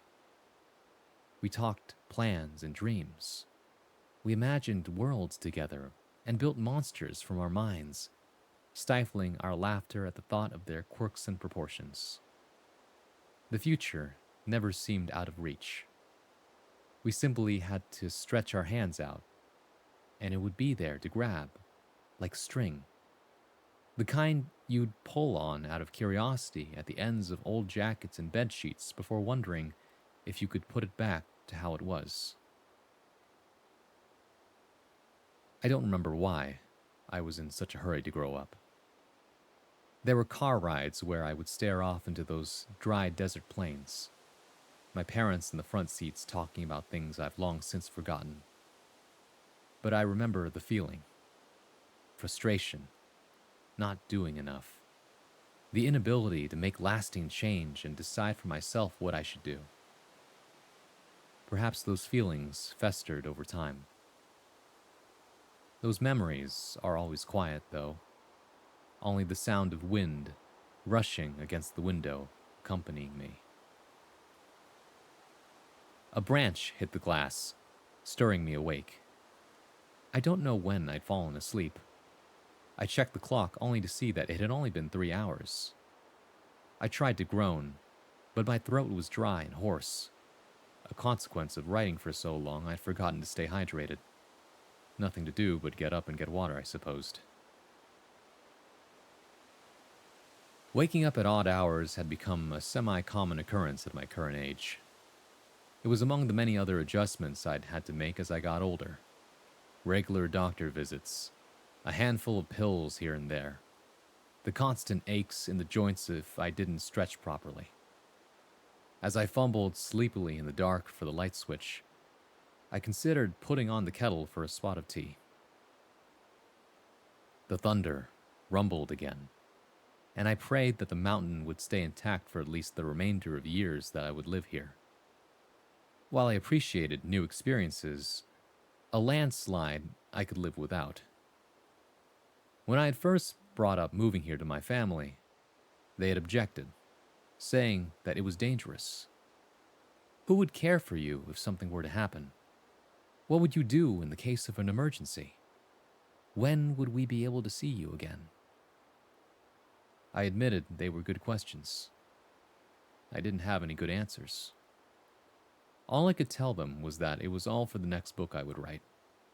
And as usual, all they could do was hold their tongues at my successes, the numerous awards they'd never heard of, and the various honorariums I received, all of which I set aside to send them. I could never look them in the eye, though. I'd sacrificed too much to ever feel proud of what I'd done. I never married. I always told them it would never work out, and that my work would never let me keep a partner happy. It fell to my brother to be the responsible one. We stopped talking about our dreams when that happened. He got a stable job, raised a family, and bought a house for all his loved ones, including Mom and Dad. I declined when they asked me if I wanted to move in with them. Instead, I traveled the world, saw all sorts of sights, and lived off what I made from writing. I always came home, though, after all was seen and done. "Are you sure you don't want to settle down with us?" my brother asked me again one afternoon after another one of my month-long trips. "We've been over this. I like the life I'm living now. I'm really not comfortable imposing on your family for who knows how long," I said. One of his youngest kids screamed past us as the other kids gave chase. Could you please give it some more thought, man? Our parents are getting older. You know that.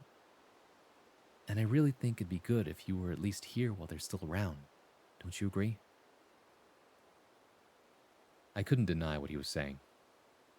With every passing year, our parents seemed to get smaller and smaller. I didn't want to imagine what would come after that. At the same time, that desire to get up and go tugged at my heart like a sailor to the sea. The words I wanted to say stayed in my throat like a lump, and I could only look at my brother, conflicted. "Honey, can you help me with something?" shouted my brother's wife from across the house. "Coming! I'll be there in a second," he shouted back before turning to me again. "Look, I don't know. Think about it, okay? You're here for another week at least. Spend some time with them first if you're really not sure." With that, he stood and left me in the kitchen, my tumultuous thoughts stewing among the sound of high-pitched laughter. I snapped back to reality as the sound of the kettle whistled through my kitchen. I'd specifically bought the type that still made the noise like the old-fashioned ones, mainly because I found it charming. Normally, I would brew my tea with a bit more prep work to play up the fragrance, but given the hour, I settled for one of the instant tea bags. Matcha. Another thing that reminded me of my brother. Despite being a writer, I wasn't exactly the nostalgic type. Maybe it had something to do with the weather. Outside the window, the rain was still coming down hard. It was almost like being comforted by a stranger. As I waited for the tea to set, my mind began to wander again, exploring the what-ifs that seemed to fracture like every individual droplet shattering against the Earth's surface. What if I had listened to my brother? What if I had stayed back then? What if I'd gotten a regular job like my parents wanted? What if I'd given up on my dreams to find love? Would I have been happier? Would I have been more confident?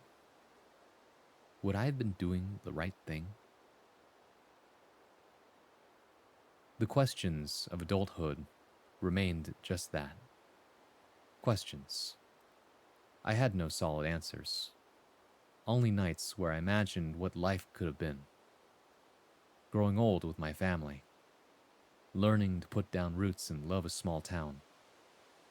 Having my own kids. Laughing with my brother like old times. Being able to hold my parents again. My kitchen timer began to beep, signaling the tea was done.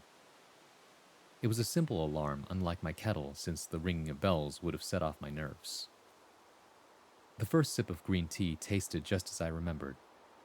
A taste I have difficulty describing as anything other than meaty or nutty. I'm sure it was my brother again that told me that's just umami I'm tasting. But it's really nothing like that rich fattiness I associate the taste with. As I set the cup down on the table, I stared outside again, as if what I'm looking for is out there. Like I could trudge through the mud and grime, wade through the rivers, and come out among the trees and hills a new man, shed this old skin of mine, cup my hands together and shout out to the past, "Don't go. I won't leave you. I'm here." And I could rush into their arms again, just a child who didn't know any better. "I won't leave you," I softly cry. "So please, don't leave me." The bed is no longer warm when I return. The rain continues, unrelenting, unperturbed. It's never too late, I tell myself. I roll over one last time, a hypocrite till the end.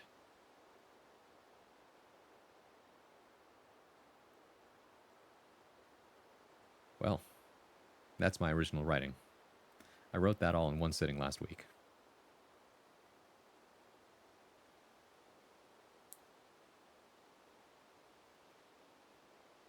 Insult motherfuckers so strange. Like, what is it insult when you say a person likes having sex with MILFs? It really isn't one. At least to that person, anyway. Really loving the sensory details. Love Session of Blue Light? Yeah. Thank you for that. That was awesome? Yeah. Very good, thank you. But yeah, that's what I wrote last week. And you all have the opportunity to write something of your own, by the way. Even if you're not on my Discord, I will tell you the current prompt right now that will be reviewed either today or next Friday will be alien evidence. That is the current theme for these 2 weeks. I've extended it from 1 week to 2 weeks because I found that people needed more time because everyone's a little stressed out right now. You know who else reads your submissions? My mom. Thanks, Garland. But yeah, so a lot of people are excited about this one because they like aliens, apparently. Hey, Yo Fate, what's up? Hi, Bronsois, Modern Day Bard. Hi, Yo Fate. Need more time? Psh, all right, worker, if you're so confident, where's your piece? Why haven't you submitted it for this week? You could have submitted 2 things then. Watch Grix reveal she fell asleep like right after she typed 1, and next reading and writing we have to read it again. No, I will not be reading it again. She'll have to review the VOD if she wants to see this again.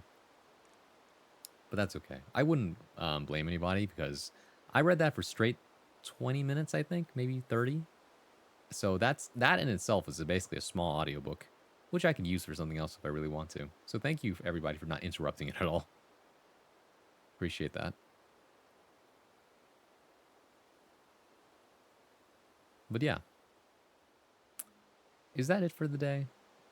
Not really. I've only streamed for 2.5 hours, believe it or not.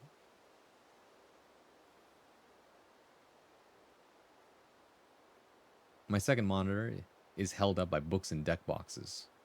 A bit precarious, don't you think? I need a monitor stand now? I guess you do. Something for consideration, yeah?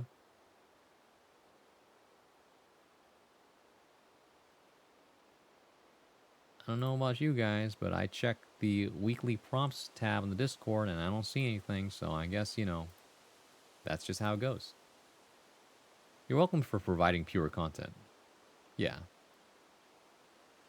Let's read about some aliens. Tell us about some alien stories, some X-Files type shit. No, I'm not gonna do that. I don't want to start a conspiracy theory. Did I not post mine? Nope, you did not.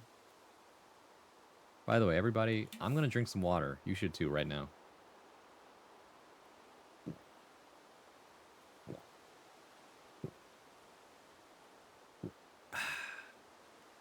I'm needing a hug after that. As someone who's been feeling the years adding up lately, I'm sorry. But, I don't know. Well, even then, I'm giving you a virtual hug if I could. I don't mind hugs.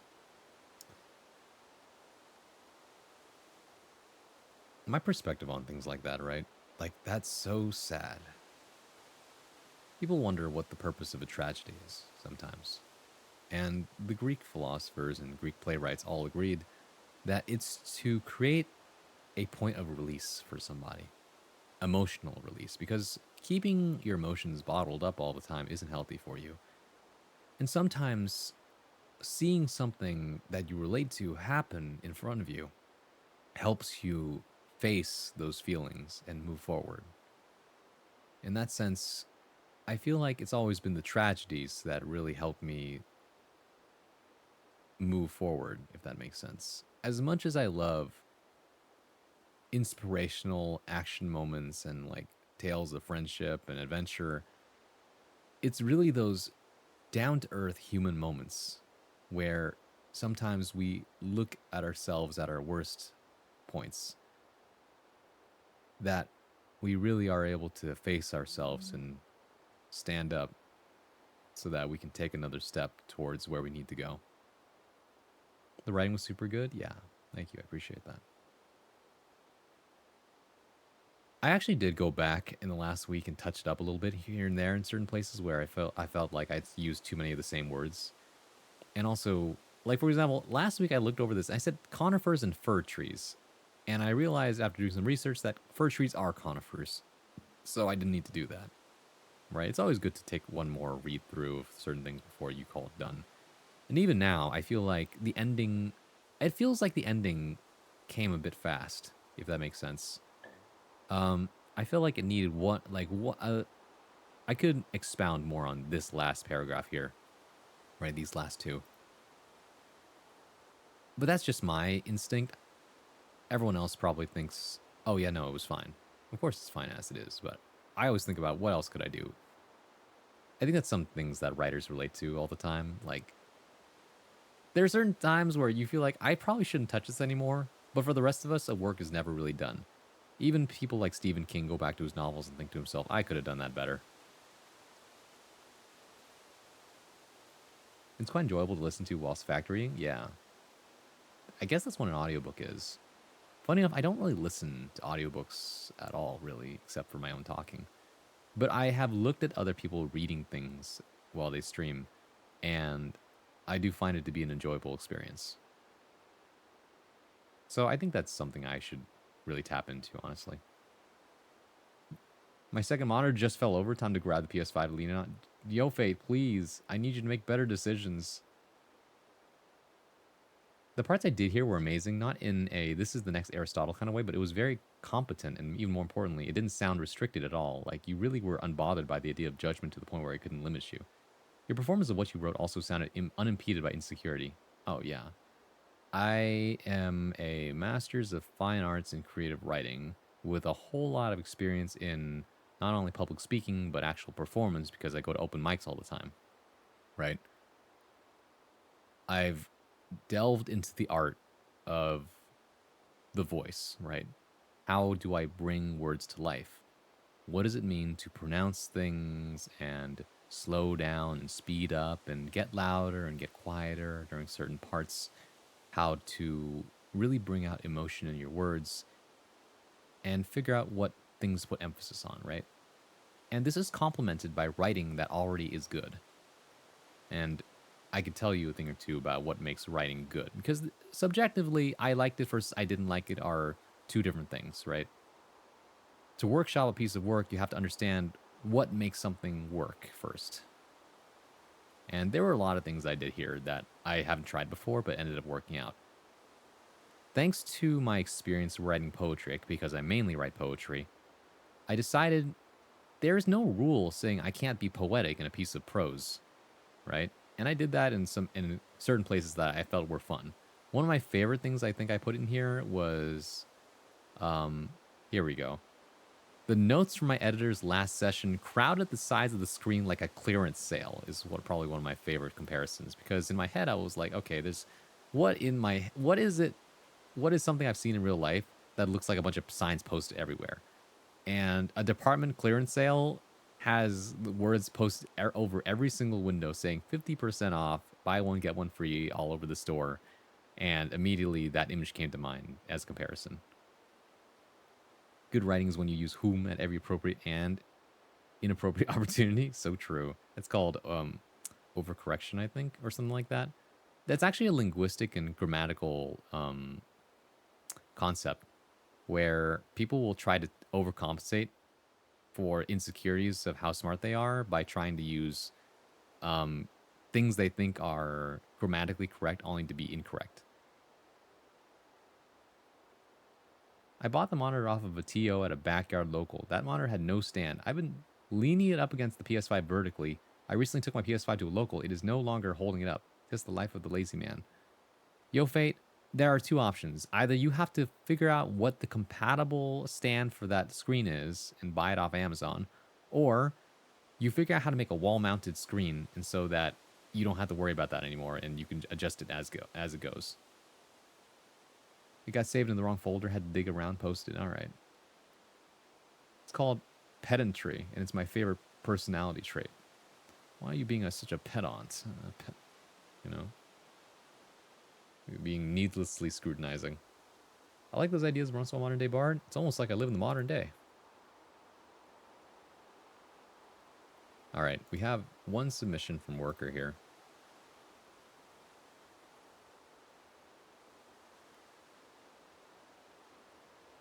It's tiny. Zoom, enhance. So once again, the prompt for these 2 weeks is alien evidence. This comes from Worker TV in chat. I ain't from around here. I feel it everywhere. Countless conversations, endless exchanges, listless looks, and stuttered sentences. A piece without a puzzle. A wretch rendered redundant. Alien and adrift. This gap, this void, unfathomable and cruel. An endless, enduring space. Very cool. I really like the assonance, consonants, and alliteration in this.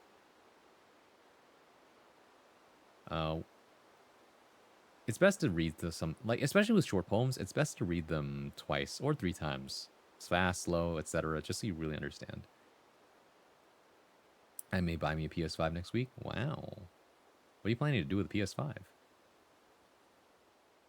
I've been getting back into writing. I'm going to try to do the weekly prompts. Nice. Thank you, Jens. I think Worker did a great job here. Let me read it one more time, slowly. I ain't from around here. I feel it everywhere. Countless conversations, endless exchanges, listless looks, and stuttered sentences. A piece without a puzzle. A wretch rendered redundant. Alien and adrift. This gap, this void. Unfathomable and cruel. An endless, enduring space. Okay, so not only is the craft good, but the actual content is a double entendre. Because being alienated is a concept, right? Feeling left out. Either as an outsider, you might not be from this world, but it doesn't even say from this world, just not from around here. So the alien in question here could also be someone who doesn't fit in for one reason or another. I really like the imagery as well of a piece without a puzzle, right? You don't fit in. A wretch rendered redundant. We already have you here. We don't need more of you, right?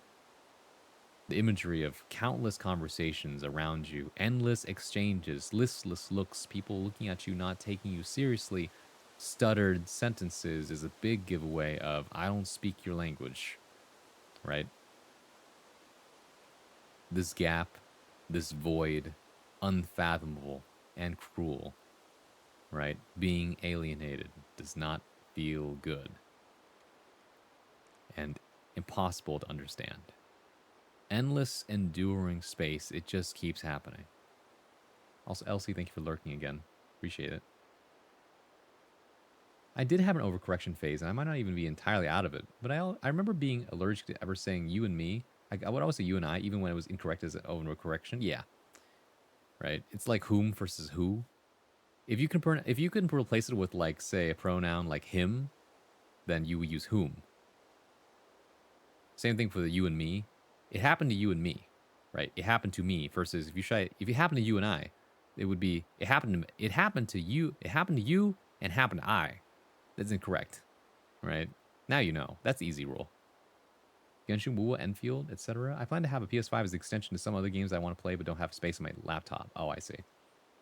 However, you consider getting a better computer? Yeah, I know, because not everyone can afford that. Sometimes a console is more affordable.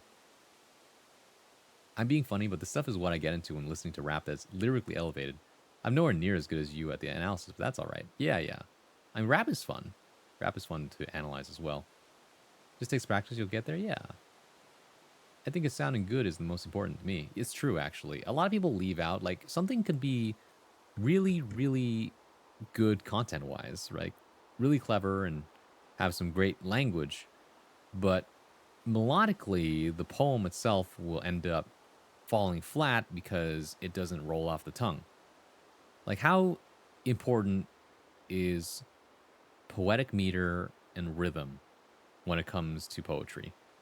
Poems don't have to rhyme, right? This is a poem, it doesn't rhyme. It doesn't have to. It does have things like alliteration, consonants, and assonance. For those of you who don't know what those are, consonants refers to repeated sounds of a consonant being anything that's not a vowel, right? Vowels being A, E, I, or I, O, or U. Assonance is the repetition of vowels in the same sentence, like wretch. Oh, well. Let's take this for example. Wretch and rendered both have the eh sound in them, so you hear that. Redundant, alien, like e, eh, stuff like that, right? Consonants is when you have similar sounds, even when they're not at the beginning of words, right? Countless, endless, listless, sentences, a lot of s sounds, right? Sibilants there.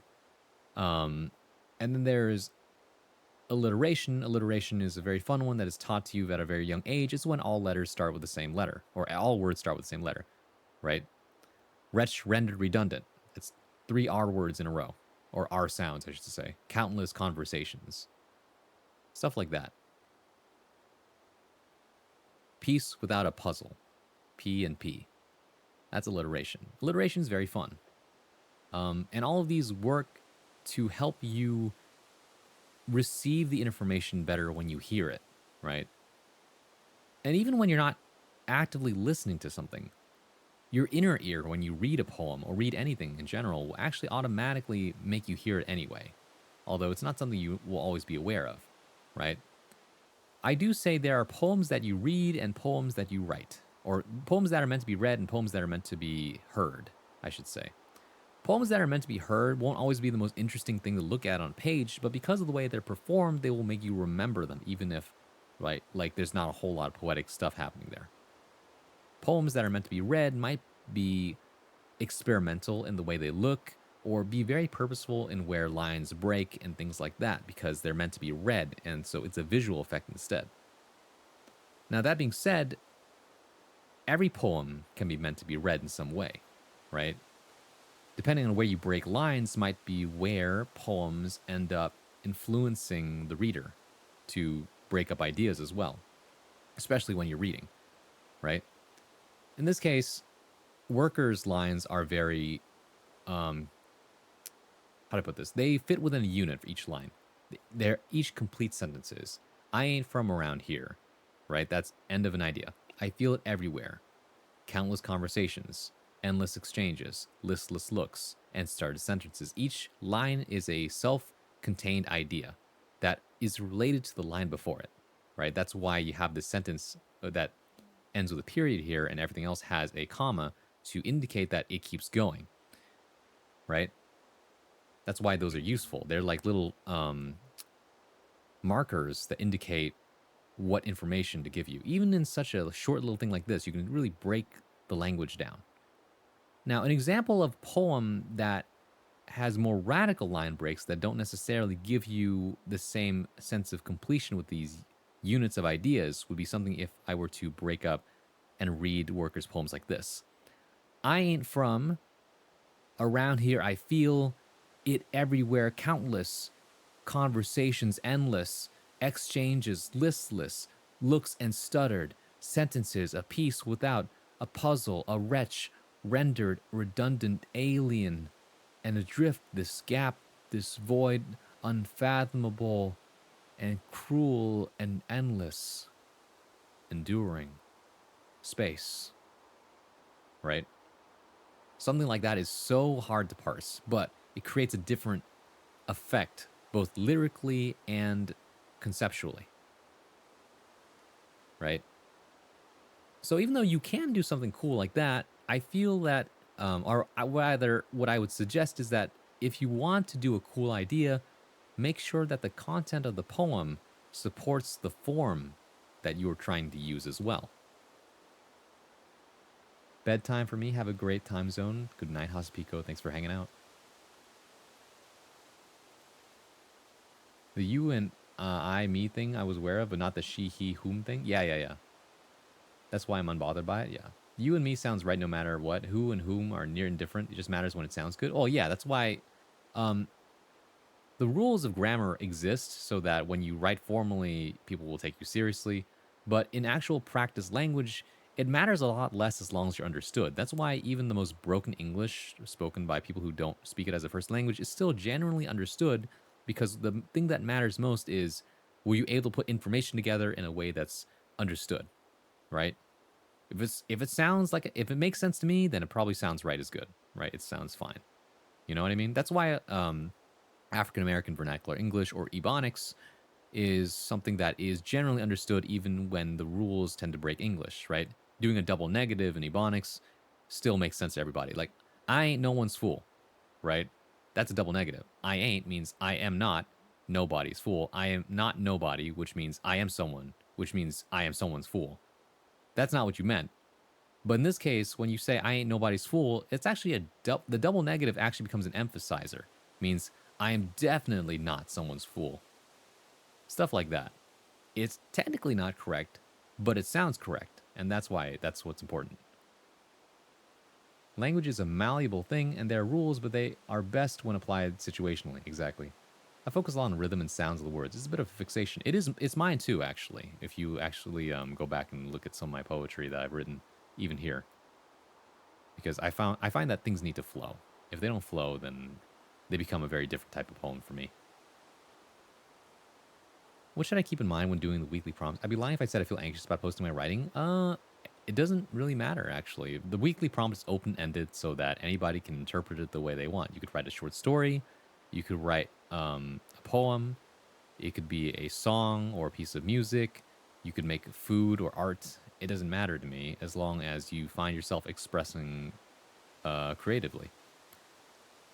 And that it's within terms of service. You know, don't get me banned. Don't do TOS things that are inappropriate, that people don't like. You know, be mindful, be considerate, but otherwise be creative, right? That's what really matters here. The point of this whole thing isn't to show off necessarily, but rather, even if you didn't want to share it, that's okay. The point of the prompt is to get you into motion, to get yourself doing things again, so that you'll be able to look back on all these weeks and you'll realize, I did a lot, actually. I have all this entire portfolio of creative stuff I did now, without even realizing, because all I did was just be consistent.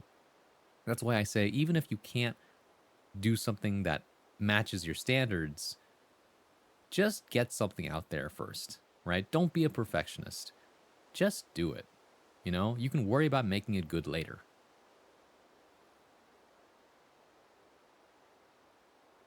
It's not just writing? Yeah, it's not just writing. Yeah, someone submitted a song the other week. It was really cool. This is a cool thing, yeah. Appreciate the thorough look this week. I feel like I get a lot out of trying to pack more stuff into smaller and smaller volumes of words and symbols. I mean, yeah. If you want that kind of thing, then I feel like it wasn't, was it the, I can't remember if it was the Black Mountain Poets or the Beatniks. No, the Beatniks were more verbose. Definitely, especially with poems like Howl that were so long for no reason. I mean, not no reason, but it was so long. But yeah, actually, we can actually look at, if we go to the Poetry Foundation.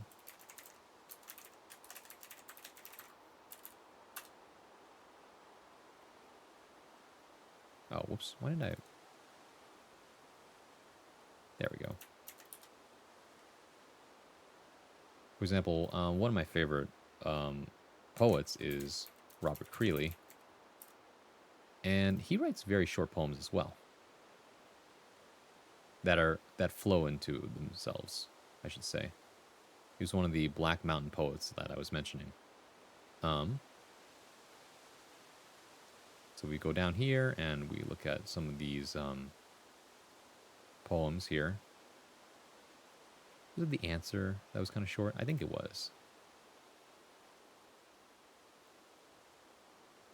Yeah, something like that.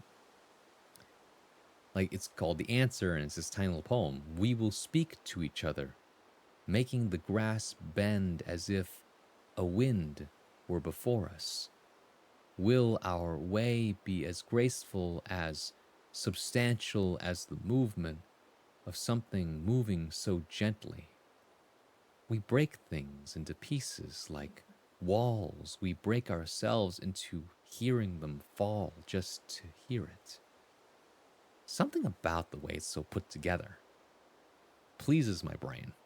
And the reason for this is actually because of progenitor of this movement, William Carlos Williams. A lot of you are probably familiar with his most famous poem, The Red Wheelbarrow. Right? I fuck with that. The grapes. Metal as fuck. It was kind of funny, yeah. Really glad you caught the double two with it. Yeah, exactly. I mean, I'm taking my time this week. That's the thing. I'm not rushing through a lot of content. But yeah, where is that classic poem, right? The Red Wheelbarrow. I probably should just look it up, honestly.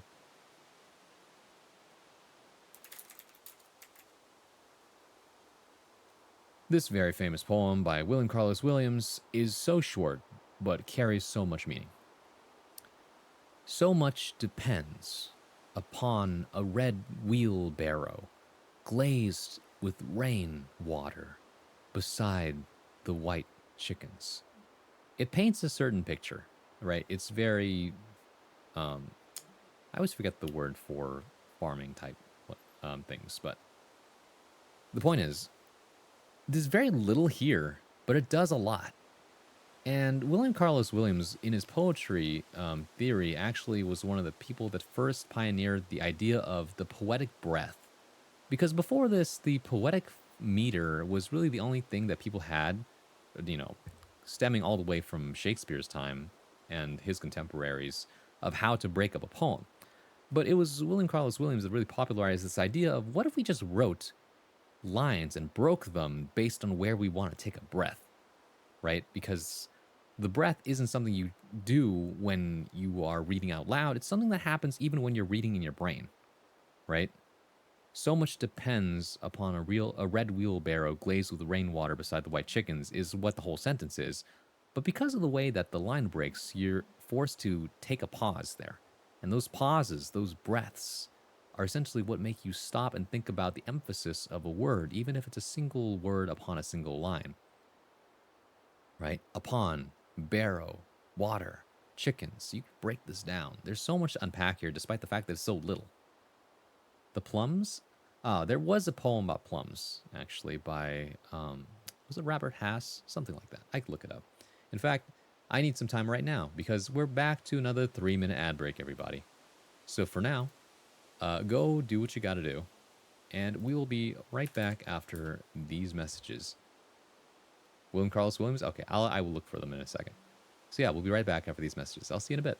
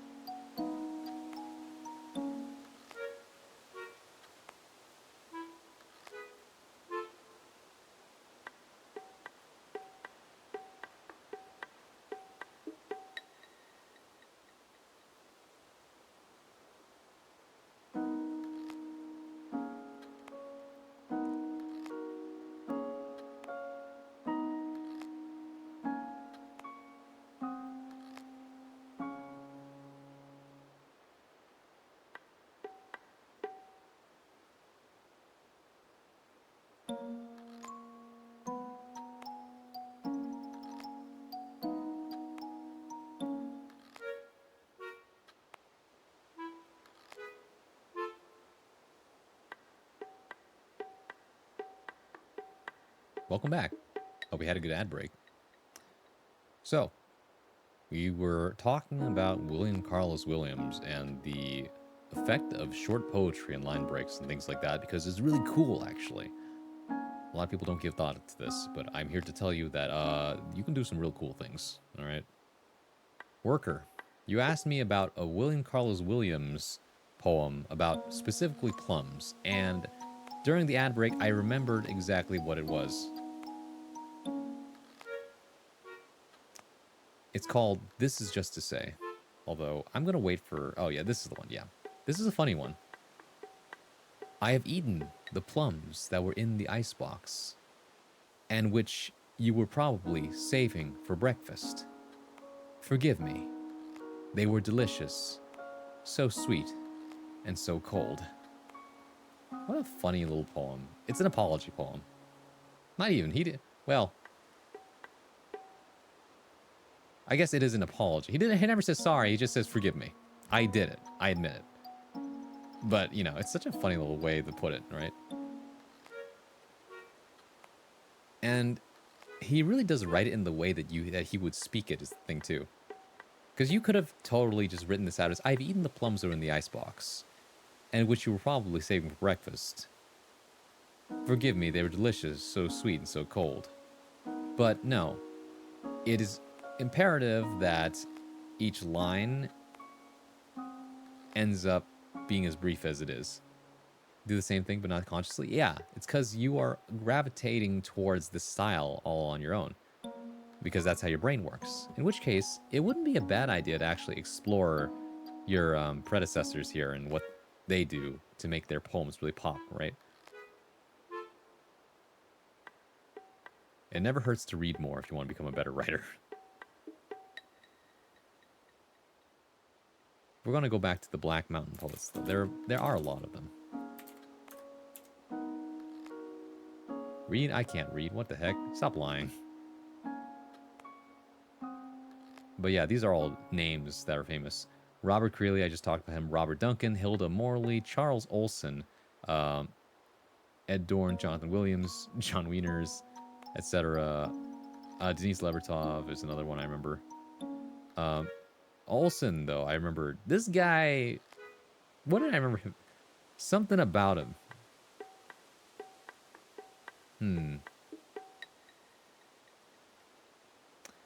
One of these poets I remember was actually a real cranky dude. I don't remember who it was.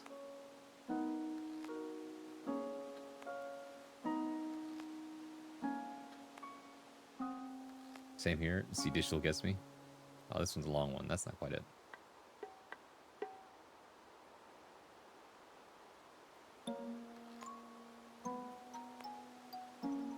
Yeah, some of them had different ways of expressing these small steps, interestingly enough. You know? Take your pick of things. And some of these are quite long, actually. Oh, yeah.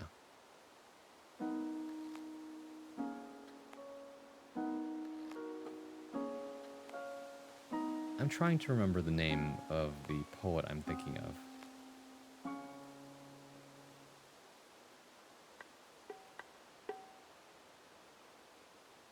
I don't think he was a Black Mountain poet, funny enough.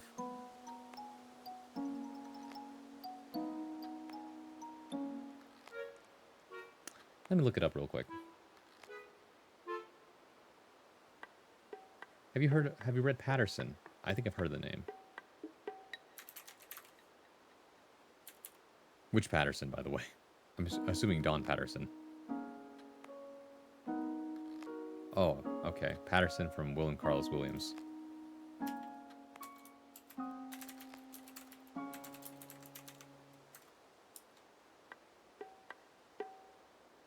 I'm not sure that's quite right.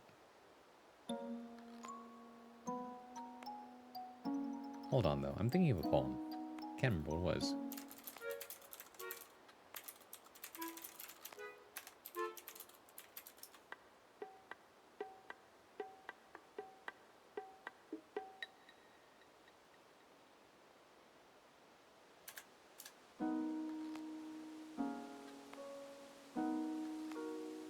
Ah, I found it. It was Philip Levine. I forgot about this guy. Giga Gigantic, apparently, so I don't think it'll be in here. Fair enough. But I was remembering this poem. I go back to this one from time to time. Also, I probably should make this a little darker. There we go. This is by Philip Levine, called You Can Have It. It's a movie by the same name about a poet that references a lot of William Carlos Williams' work. It's one of my favorite movies. I have not watched the movie, but it sounds interesting. My brother comes home from work and climbs the stairs to our room. I can hear the bed groan and his shoes drop one by one. You can have it, he says. The moonlight streams in the window, and his unshaven face is whitened like the face of the moon. He will sleep long after noon and waken to find me gone. 30 years will pass before I remember that moment when suddenly I knew each man has one brother who dies when he sleeps and sleeps when he rises to face this life, and that together they are only one man, sharing a heart that always labors, hands yellowed and cracked, a mouth that gasps for breath and asks, am I gonna make it? All night at the ice plant, he had fed the chute its silvery blocks, and then I stacked cases of orange soda for the children of Kentucky, one gray box car at a time, with always two more waiting.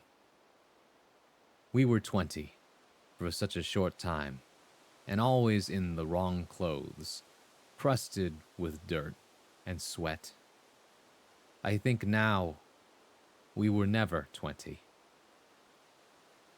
In 1948, in the city of Detroit, founded by de la Motte Cadillac for the distant purposes of Henry Ford, no one wakened or died. No one walked the streets or stoked the furnace, for there was no such year. And now that year has fallen off all the old newspapers, calendars, doctor's appointments, bonds, wedding certificates, driver's licenses. The city slept. The snow turned to ice. The ice to standing pools or rivers, racing in the gutters. Then bright grass rose between the thousands of cracked squares, and that grass died. I give you back 1948. I give you all the years from then to the coming one. Give me back the moon, with its frail light falling across a face. Give me back my young brother, hard and furious, with wide shoulders and a curse for God, and burning eyes that look upon all creation and say, you can have it.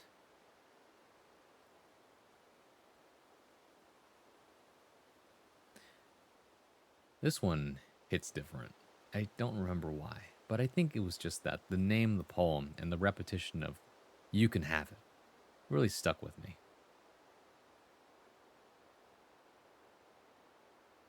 That's a banger. It's a good one.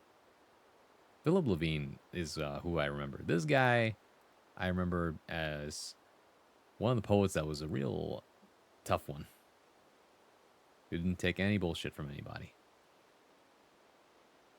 Large ironic woodman with industrial heartland. That's him.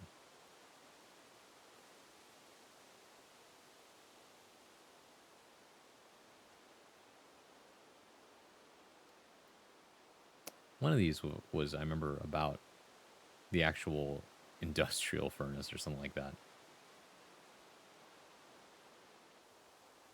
Maybe something like this, huh?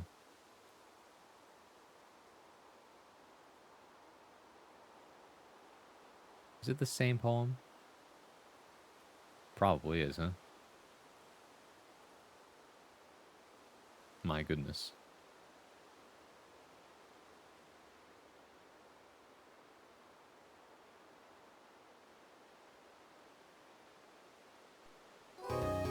Wowee. Archie, thank you for raiding with a party of one. Welcome in, Raiders. Hello. My name is Bronsois, modern day bard at your service, your one-stop shop for poetry, performance, and pleasantries. When I'm not playing fighting games, you can usually find me reading, writing, and sometimes I might even sing you a song. But hey, welcome in. I hope you had a great time playing Crosscode. I started the game and then I never finished it. I need to go back and finish it. But I hope you had a great time. Raiders, if you gotta go, you gotta go. Please do get some rest. Otherwise, feel free to stick around. Now y'all know where to find me. Archie is a bird VTuber and also a fellow green-haired VTuber who also writes, apparently. We talked about this in DMs the other day. So it was fun sharing, although I've yet to share something I've written. It's pretty fun so far. Only got to chapter 5. I see. Great gameplay, right? And fantastic story from what I hear. But yeah, I'm talking about poetry right now because we got onto the topic. And we're talking about poets such as William Carlos Williams, Robert Creeley. Right now we're talking about Philip Levine, about the essence of style and breadth in poetry. That being said, it's been a while since I've read one of my own poems here. And I think I can pull one up, actually. Give me a second. It's been a while.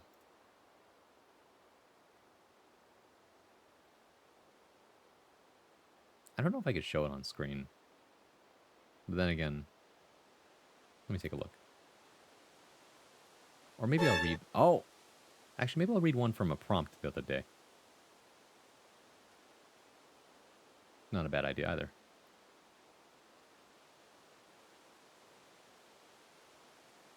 Hey Storm, welcome back. I'm going to read a poem now.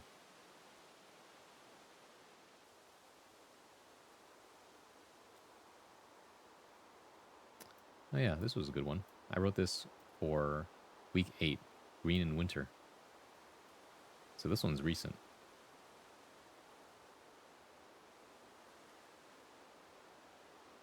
Autumn turns to winter without interruption. Quiet in the months leading to cold weather. The colors slowly fading. Crimson becoming void. Leaf piles transition to a different sort of joy. The promise of holiday, an artificial green. I've seen it happen before, but I won't say I'm keen of tradition, nor am I bored. It's always kept me warm, the form cold that leads me to wander though I shouldn't. It gets dark so early. The sun sets at strange angles, and I find myself chasing after trees, the way I see them in summer, green in memory, the wise leading the innocent, the sight of city lights in the distance. Winter leaves little room for new life. I'm reminded that nothing lasts forever, and the old must make way for the new. Time lapses in cycles like layers of cloth, and I bundle myself in a coat of age. The tree beside me is an evergreen. I alight as a gust in the dark, watching for green in a world of gray. Man, rereading this makes me think it's not bad, but man, I could cut it down even more. Especially when I just read poems from some of the greats side by side. My favorite poetry, React and Ham. You know, you're not wrong about that. Also, hello, Nail. Welcome back. You gotta love good old Dr. Seuss. Dr. Seuss's story is actually a very funny one because someone bet that he couldn't write a children's book using all of the letters or something like that in the book, and he really did make a children's book just like that. I don't remember what the name of the book was, but it sure was a fun one. I think it was One Fish, Two Fish, Three Red Fish, Blue Fish. That's a good one. I feel like there was another poem I was thinking of, but I can't remember what it is now. Let me go through my daily prompts, or my weekly prompts, I should say. Let me take a look. That one I remember being a long one. Oh yeah. Number 7 was a fun one. Chance Encounter.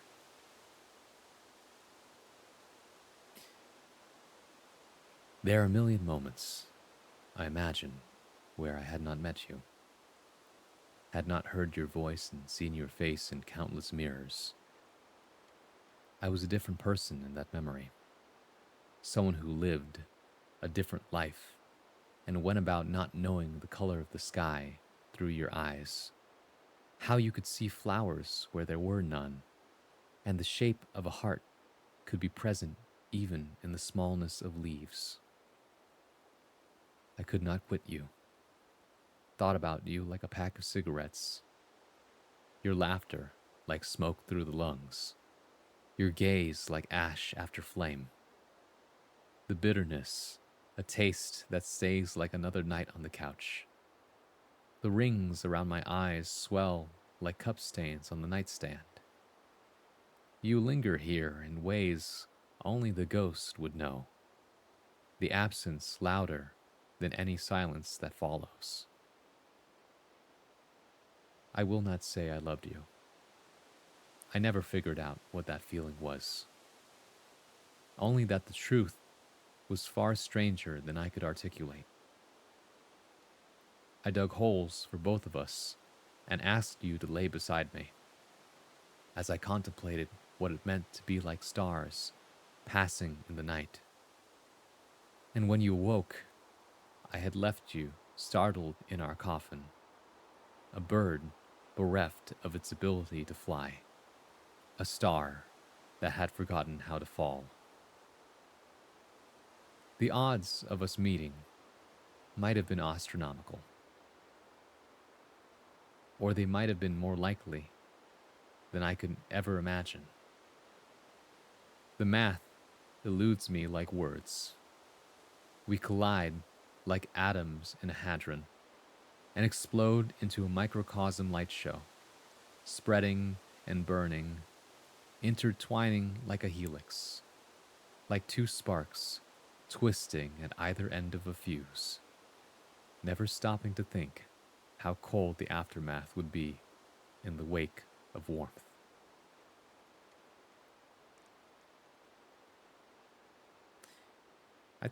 Okay, I've spotted one typo here. That's one. The other is, what do I want? The wake of a fire. That's much better. Especially because fuse and fire are much better in terms of consonants. Thank you, Archie. Appreciate it. But yeah. Any poetry you would like to share, by the way? The floor is open to anybody who wants to share. After all, the weekly prompt, by the way, I didn't explain this, is something I've been doing since the beginning of this year. And essentially, I've been giving people a prompt that they can write anything they want, or rather, they can create anything they want. It's an open-ended thing. It could be a poem, it could be a short story, it could be a song, a piece of art, or even like a food, right? A dish that you cook. It's up to you. The point of the weekly prompt is just to get people into motion and be creative. Although recently we did change it to be every 2 weeks because people were feeling a little bit stressed out and I didn't want to put pressure on them. This week's prompt is alien evidence, by the way. I haven't written anything for it yet, but I did want to put it out there, that's all. It's interesting how snapping came to be associated with the applause for poetry. I wonder how that happened. It technically caught on the most and was popularized by the Beatniks when that happened. And I don't remember the story behind it, but we can actually look this up right now. Let's educate ourselves, right?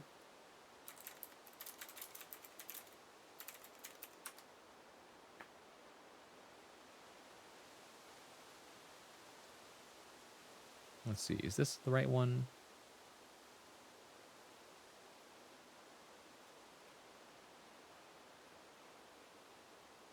Let's see here. Snapping.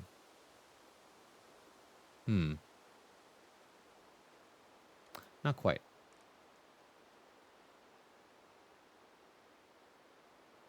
I don't know why it keeps giving me all these things. Let me use a different search term.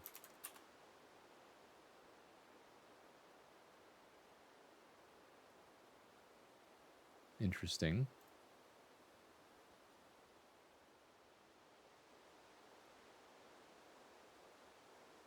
Let's see, then look at the word poetry. Well, Wikipedia is a source with actual citations, so let's find out here. Braun and co-brewing their science fiction ideas for Next Week Trust. Braun Company, I say. I always figured clapping was jarring when contrasted with a subdued performance, so maybe it's more polite. I don't know. Let's find out. All right, we have information at our fingertips. Let's see. Finger snapping may be used as a substitute for hand clapping. A possible reason is that snapping is less disruptive than clapping during speeches and announcements. The practice of finger snapping is also popular within the poetry slam community, used by the audience as a spontaneous in-the-moment show of support or agreement with what is being shared by the poet. The practice has also seen use at some conferences. Not quite what I'm looking for. Trying to find the origin of it. But let's see where this comes from. From the New York Times, why snapping is the new clapping. You gotta make me read through a whole article for that, huh? That cost money. Or make an account. But I'm not gonna do that right now. We need to go deeper.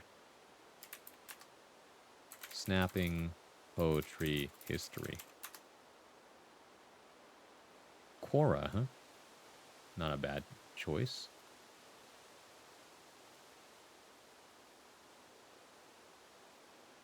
Why do people snap instead of clap for poetry? Originally answered, why do people snap fingers around the clap poetry slams?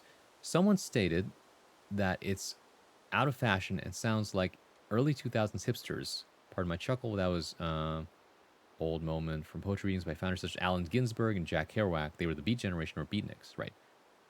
The reason for snapping as opposed to clapping is simply that the Beatniks felt they were too cool to clap.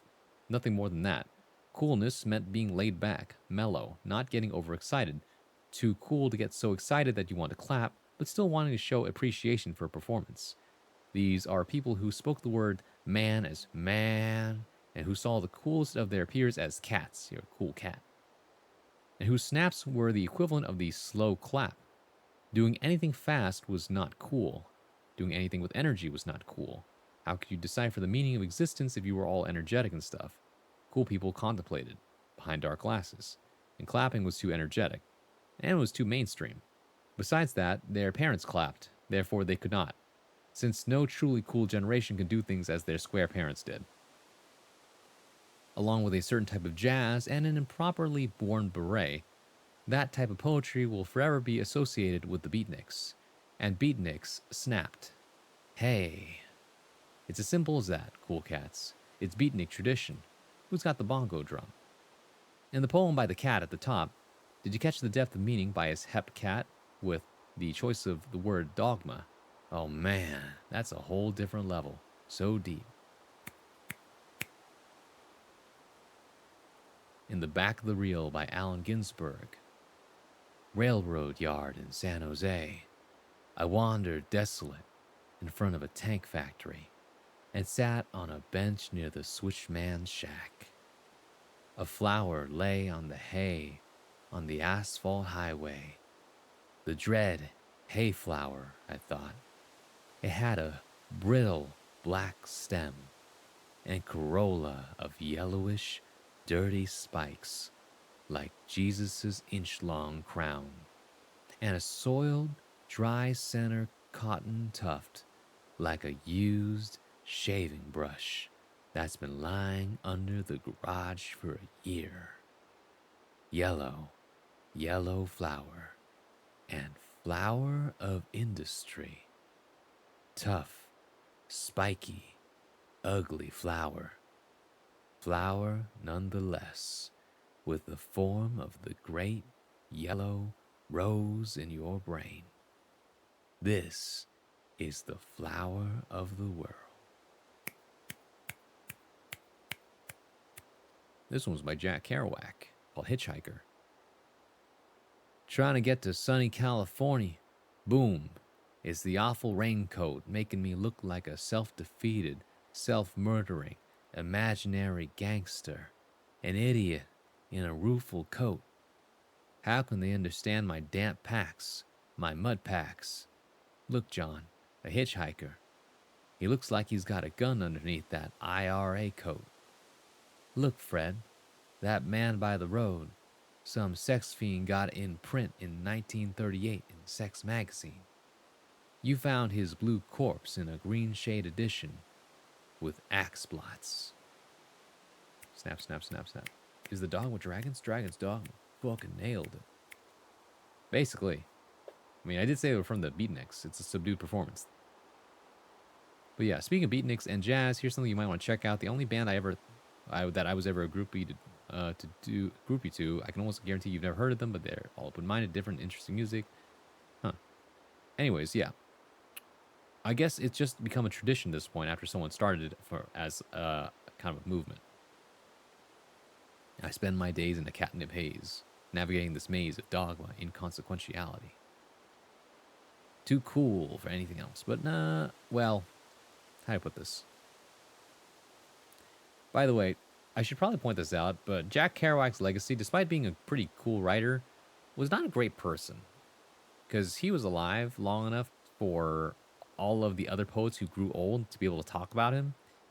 And most of them all say he was kind of a jerk, actually. Like, not great. Despite how good he was at writing. He would often hitchhike a lot himself. And do all sorts of extracurriculars, let's say, from what I understand. But then again, most of the Beatniks were at the time. You know? They were smoking something. Because that's what it was cool, baby. Just take life slow. And also, there was this fascination with going to California, because apparently California, specifically San Francisco, was where a lot of the beatnik generation actually gathered and got their start. In fact, I'm pretty sure from what I heard learning in college that you can go to certain bookstores in San Francisco and find the legacy of the beatniks there. Sadly, being good at something doesn't mean they're a good person. Yes, exactly. We've seen this time and time again. Your skills do not excuse you from being a decent person. As it does, and as you do. But that is the history of snapping, and we even got some good poetry out of it. Although I always feel a little mixed about Allen Ginsberg, because his writing is cool, but man, he gets kind of wild on stuff sometimes. Apparently my old professor, you knew the guy. So, my old professor was quite old. I should check in on him sometime. Thanks for the lesson. You're welcome. But yep. If I am gonna be real with you guys, I'm not sure if I want to go any farther than this. We've been at it for 3.5 hours, which is actually pretty short. I tried to stream for 4, but I'm not really sure what else to talk about. Too wild for the bard. Now that's a first. I wouldn't say it like that. I meant like in a way that wild and like that's a lot. I don't want to deal with all that right now. Favorite anime or movies? I'm not going to get on a tangent about this, but my favorite anime is iShield 21. My favorite movie is Forrest Gump. Aw, and what? Aw, man. I just finished my art piece for the prompt. Oh, heck yeah. We can look at that then. Time for Rivals of Aether 2. If you're feeling burnt, it's no problem to call it early. I wouldn't say burnt. Take care of yourself. Bronze time for Supersonic Racing. Guys, let me have a break. Let me have my Friday night. We'll see, though. Anyways, Yofe, I don't know if you're in the Discord server. If you're not, then you can just post in chat for now. Overwatch time. I haven't played Overwatch yet with Murdoch. That is something I could consider. Take a crack at my favorite anime. You'll never guess it. Probably not. I don't even know what your tastes are when it comes to anime. Like, I could throw out something like G Gundam and be totally wrong. I love G Gundam, by the way. Braun just ain't got anything to stew on the extraterrestrial yet. I didn't want to do it because I wanted to wait until the actual day where everyone's going to submit and we can actually be in the mood for it. Although I did have this idea. Although, I was in the shower yesterday and I was coming up with something like, what instead of writing something, I tried to compose a song instead. And the only way I know how. Acapella style. Acapella. I do love Gurren Lagann. I haven't watched Violet Evergarden yet though. Everybody supersonic racing. Keep them right off the ground. Never heard of those, so no. They'd have to be older, I think. Down to look around. Stop. Fate's Strange Fake, peak anime of all time. Don't know those ones either, so nope, no. The Fire Burn. I don't think Worker watches Zoomer anime, guys. You gotta understand. And even then, like, but Gurren Lagann isn't Zoomer. No, but it's still newer. You need to think pre-2000s, guys. All right, we're dealing with ancient fossils here.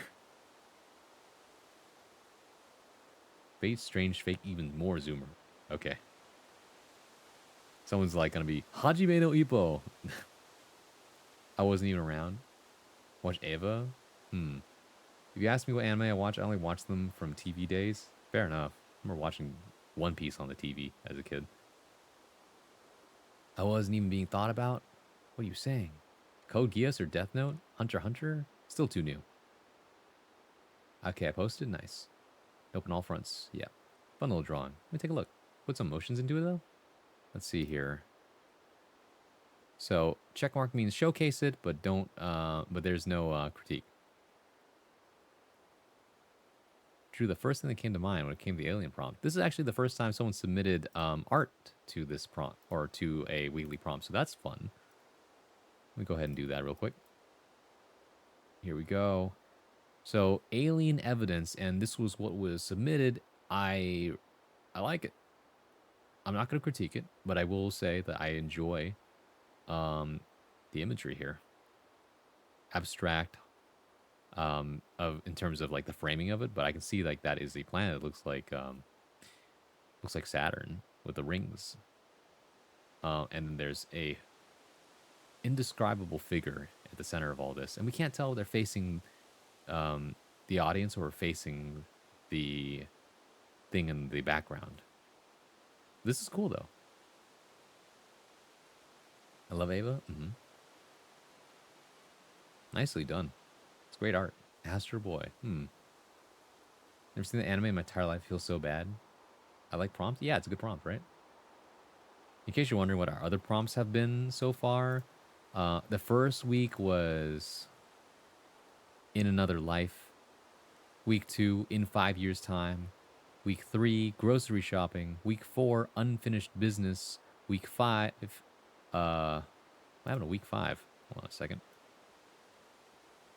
Apparently I never pinned that one, strangely enough. Which means I need to scroll back up to it. Oh, Outside the Window was week 5. Huh, strange, I didn't pin that one. Week 6, Bloody Love. This was the one that fell on the other Friday the 13th, funny enough. Week 7, Chance Encounter. Week 8, Green in Winter. And then this one, or last week, prompt number 9, Rainy Days. We are currently on prompt number 10, Alien Evidence. So, that's where we're at right now. You paint this now? Yeah. Quite talented, actually. Can you give a time frame? That would be a good hint. The one anime with the alien monkey. What? It's hard, bro. Yeah. Came out in 2012. Damn it. It was actually more recent than I thought. It's a proper show for counting movies. It'd be much older. Oh, I see. Interesting. Full Metal Alchemist. Nope, not that one. I like drawing a lot. This is something nice to keep the creative juices. Yeah. Come back every week. The one with the vampire law that turns to a sexual woman. What are you saying? Anime had a bunch of movies. Definitely JoJo, not JoJo. An anime that came... Okay. Anime that came out in 2012 that is technically older if you count movies. Oh. I think I know what it is. I just need to remember what it was called.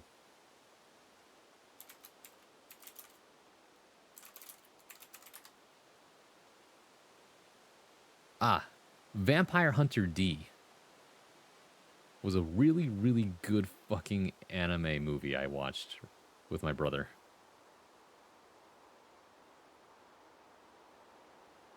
The answer would be different if we were counting movies. That's true. But I just wanted to say that that was a movie I watched recently that was really good.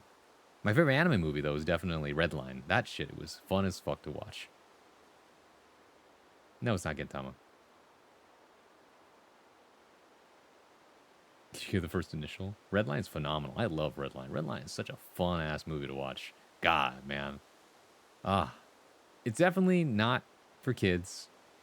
There's some PG-13 moments to make an understatement, but yeah. G Gundam, of course. I love G Gundam, but G Gundam did not come out in 2012. It came out much earlier than that. Huge Trigun fan? Yeah, Trigun did come out as a remake at some point. The old Trigun is much older, but I don't think it's Trigun. G Gundam. It starts with a G.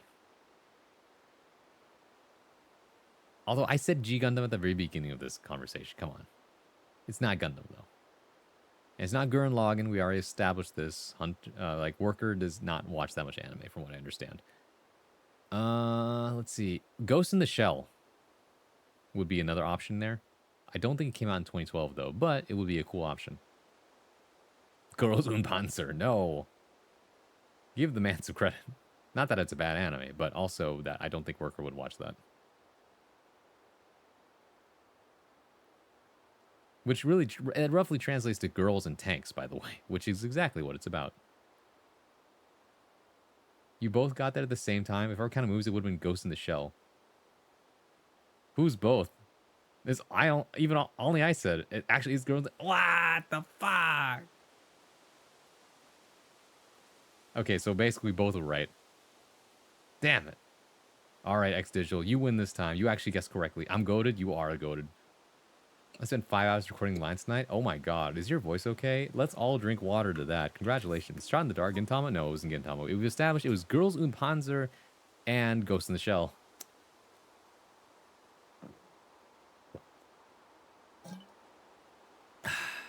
What if I say my favorite anime is Lomando? I don't know what that is, actually. Gintama was fun, though. Gintama was so fun. One of my favorite animes, for sure. Let me think. Lomando. What the heck is Lomando? Anime.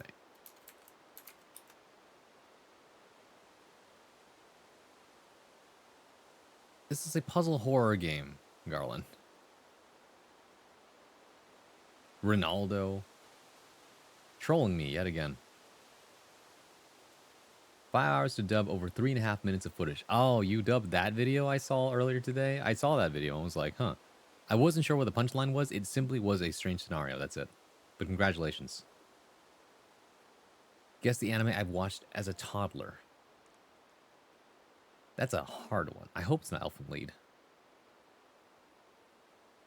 I've been meaning to watch more anime. Just haven't gotten around to it. You and me both, buddy. You and me both. We should watch stuff together, maybe. Who knows? And again, I don't know. I don't know about you guys. I've always had a strange stance when it comes to watching anime. I used to watch anime with people more often, but then I realized I just like absorbing content on my own because it's just it's so like a personal experience engaging with the content. I don't know though.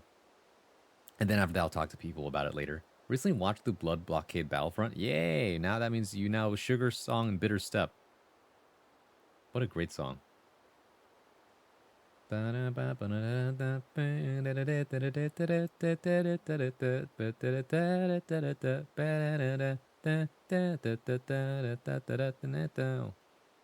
What's wrong with Little Puzzle? I don't like horror, Garland.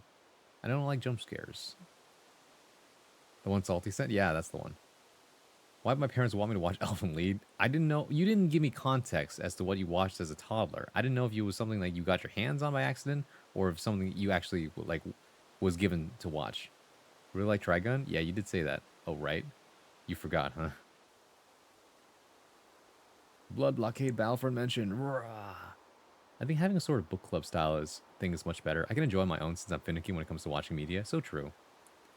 I also like the anime because it's by the people who did Trigun. Right. You know about Haruhi Suzumi? Of course I know about the melancholy Haruhi Suzumi. I even watched through all of Endless 8. Jesus Christ, man.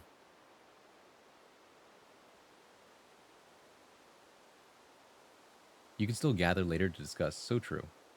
I forgot it got scary, people. Yes. Guess with the context of a toddler. Doraemon? You know, that's a safe one. Inazuma 11 changed my life. I do remember that the name of the anime. I never watched it, but let me look it up. What was it about again? Inazuma 11. Football themed media franchise created by Level 5. Okay.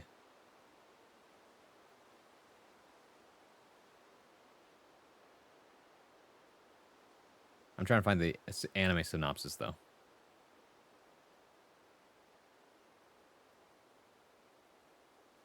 let's see. There's apparently several sequels to it, but the first one, Inazuma 11, that came out in 2008. Let's see.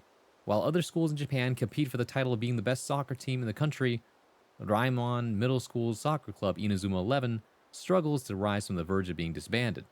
The grandson of Inazuma 11's first-generation goalkeeper and captain of the team, Mamoru Endo, takes the challenge of kicking the long-neglected club back into shape.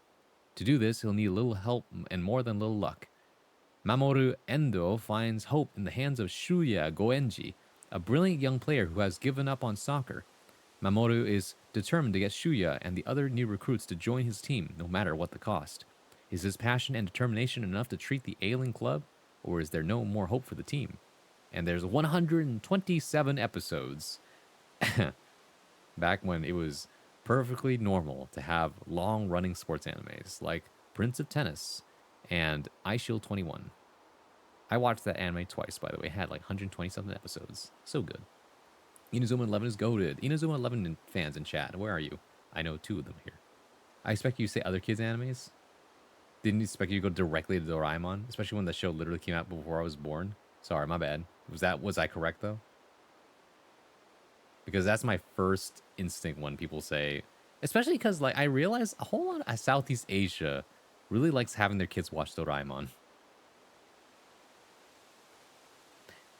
Funny enough, I only know one song from Doraemon. It's Himawari no Yakusoku, which is like the promise of the sunflower. Na na na na.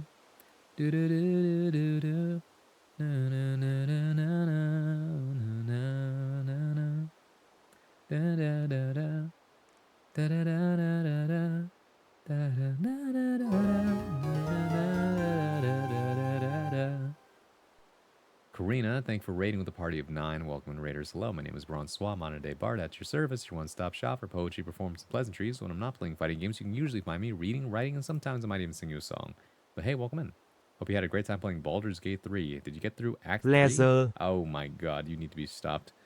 But hello, Karina, and hello, Raiders. If you gotta go, you gotta go. Please do get some rest. Otherwise, feel free to stick around, and now y'all know where to find me. Welcome to my weekly reading and writing streams. I feel like I should just change the title to Reading and Writing for Your Relaxation again. Because we stopped talking about poetry for a hot second.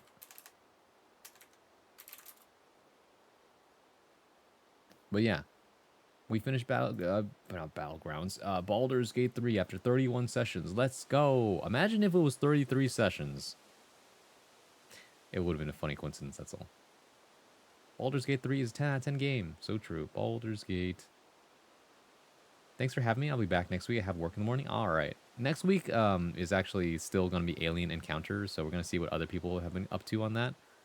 Because a lot of people wanted to write for that, but they were busy this week. So, 2-week extension. If you don't know what I'm up to right now, lately every week I've been doing a weekly prompt where I put a prompt in the Discord, and then everyone has free reign to create whatever they want based on that, open-ended. It could be a short story, a poem, a piece of art, or even music, etc. And so this week the prompt is Alien Evidence, and this actually comes from Yo Fate, who just dipped.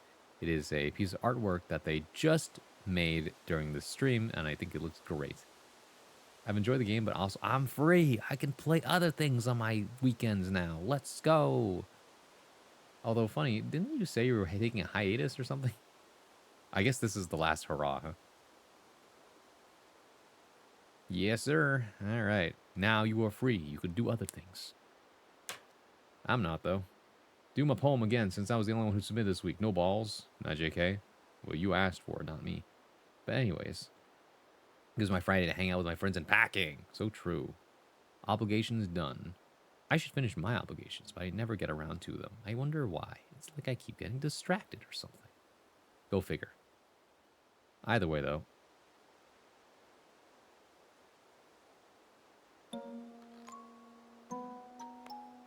I appreciate the raid.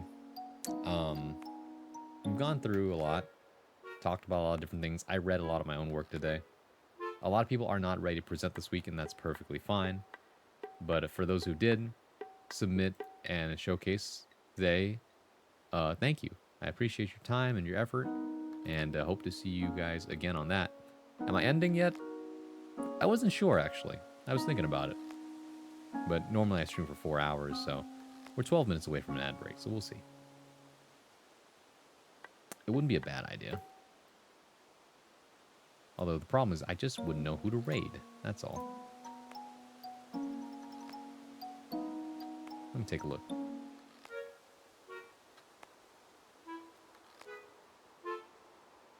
In the writing and reading category, there are...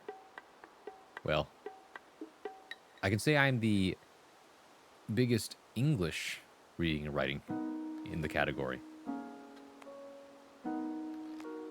Although I do see someone I recognize, actually, that would be fun to raid. I think it would be fun, actually, to raid them. Especially because I haven't been able to raid them yet. Off I get to get some sleep. Good night, Karina. Have a good one. Alright, people. I found someone I want to raid to give back to this reading and writing community. So, feels a little awkward, though, raiding as soon as I got a raid. But, you know, a guy needs his rest. I've had a bit of a day. That's okay. Friday the 13th, we got through it, guys.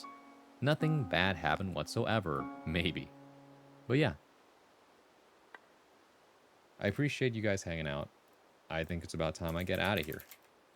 Thank you for humoring me. I sure yapped a lot today. Great stream as always, friend. Take care. Thank you, Worker. I appreciate it. Let's see. Follow me. Actually, hold on. We need to do our ear cleansing by turning off the white noise.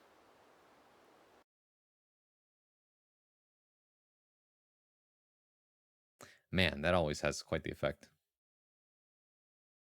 And that was the sound of wind blowing peacefully through the trees for like 4 hours. What the fuck? That's what I'm saying. I didn't realize I was on. Exactly. Isn't that crazy? I love that.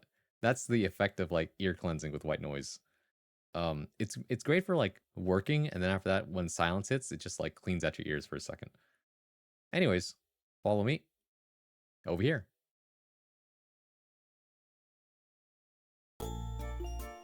Thank you, everybody, for coming. Thank you for sticking around. Thank you for spending time with me. I really appreciate it. If you're watching the VOD, thank you so much for taking time out of your day to come see me. Hopefully I got to see you live one of these days. Now, so the rest of you, we're rating Ranger Althenia. So, Althenia is currently working on some writing as well. So go treat them well.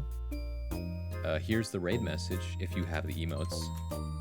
If you don't have the emotes, feel free to use this one instead.